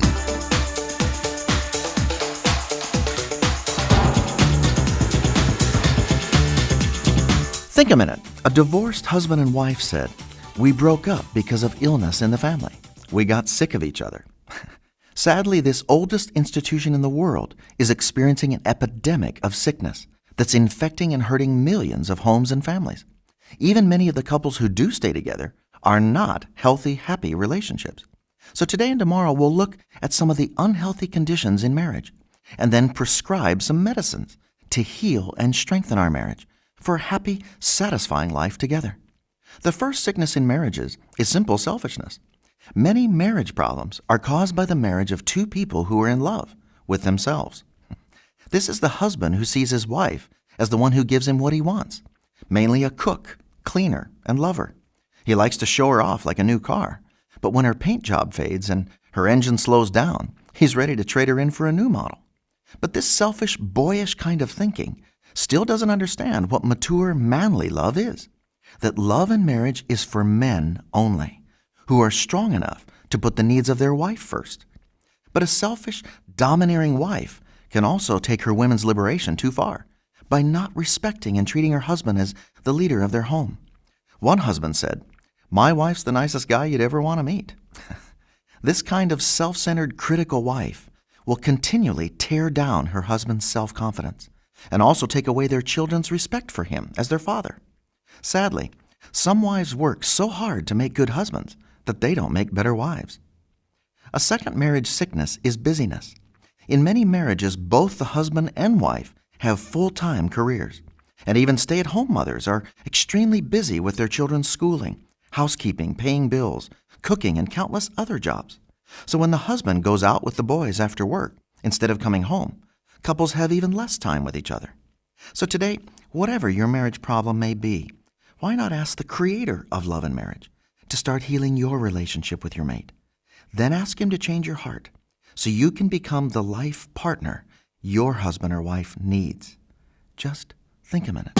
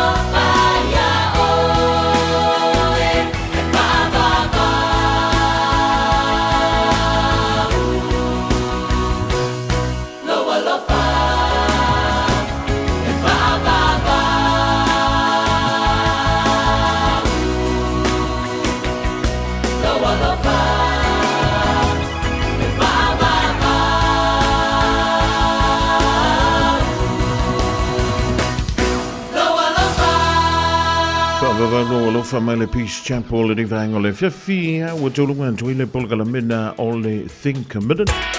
E pe ora wera tūlanga le taimi e o mātou ma le whanau le rifo I vanga le fiafia mo le tūlanga ngā whautai mātua mo le whaabroino le teimi wala au mai ia le whanau fo i le mātou polokalame nei o Fisili Matali Tamiti o te tele le wala au mai tātou toi whilo ai whala stofi ma le Australia la so antai au le a whala tolu polokalame o le Sasia ia ma le a solulu a sau nei tātou whilo ia i le alofa malanga leo le tu alofa tele antu mau tōmara wia tele le nei e fiafi wa ai sau fia au e whai nā le whale ia ma eu si tai le lei i lau tamapo lau tina nana po pampa anti po anko alofa antamai soifua Radio Samoa.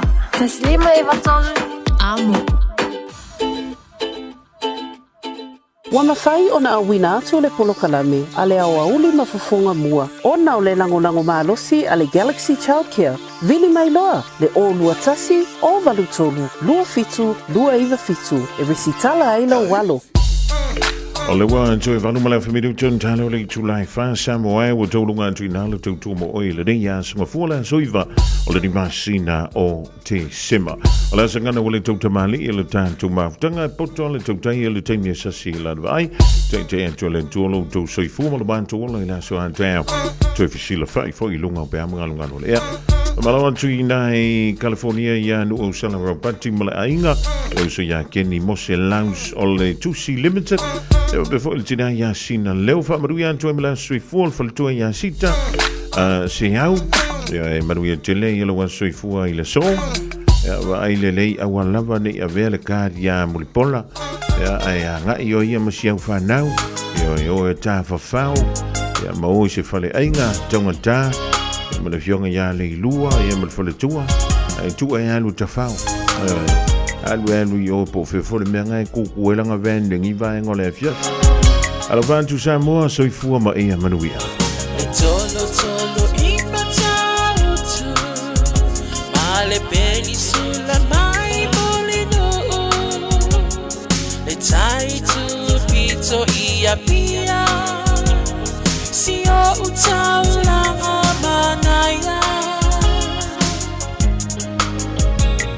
e fe pula fi mai le sau o ata uma o fetu o le lani e sulungi ia umasia uhani a o masa bali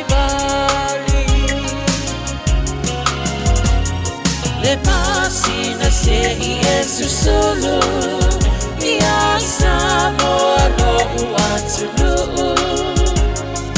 se i fai mafia fianga ie mama atene matama olo sisi vai ma pepese matata lato tulele a umae mane ilano ole ni na o umasi a uvele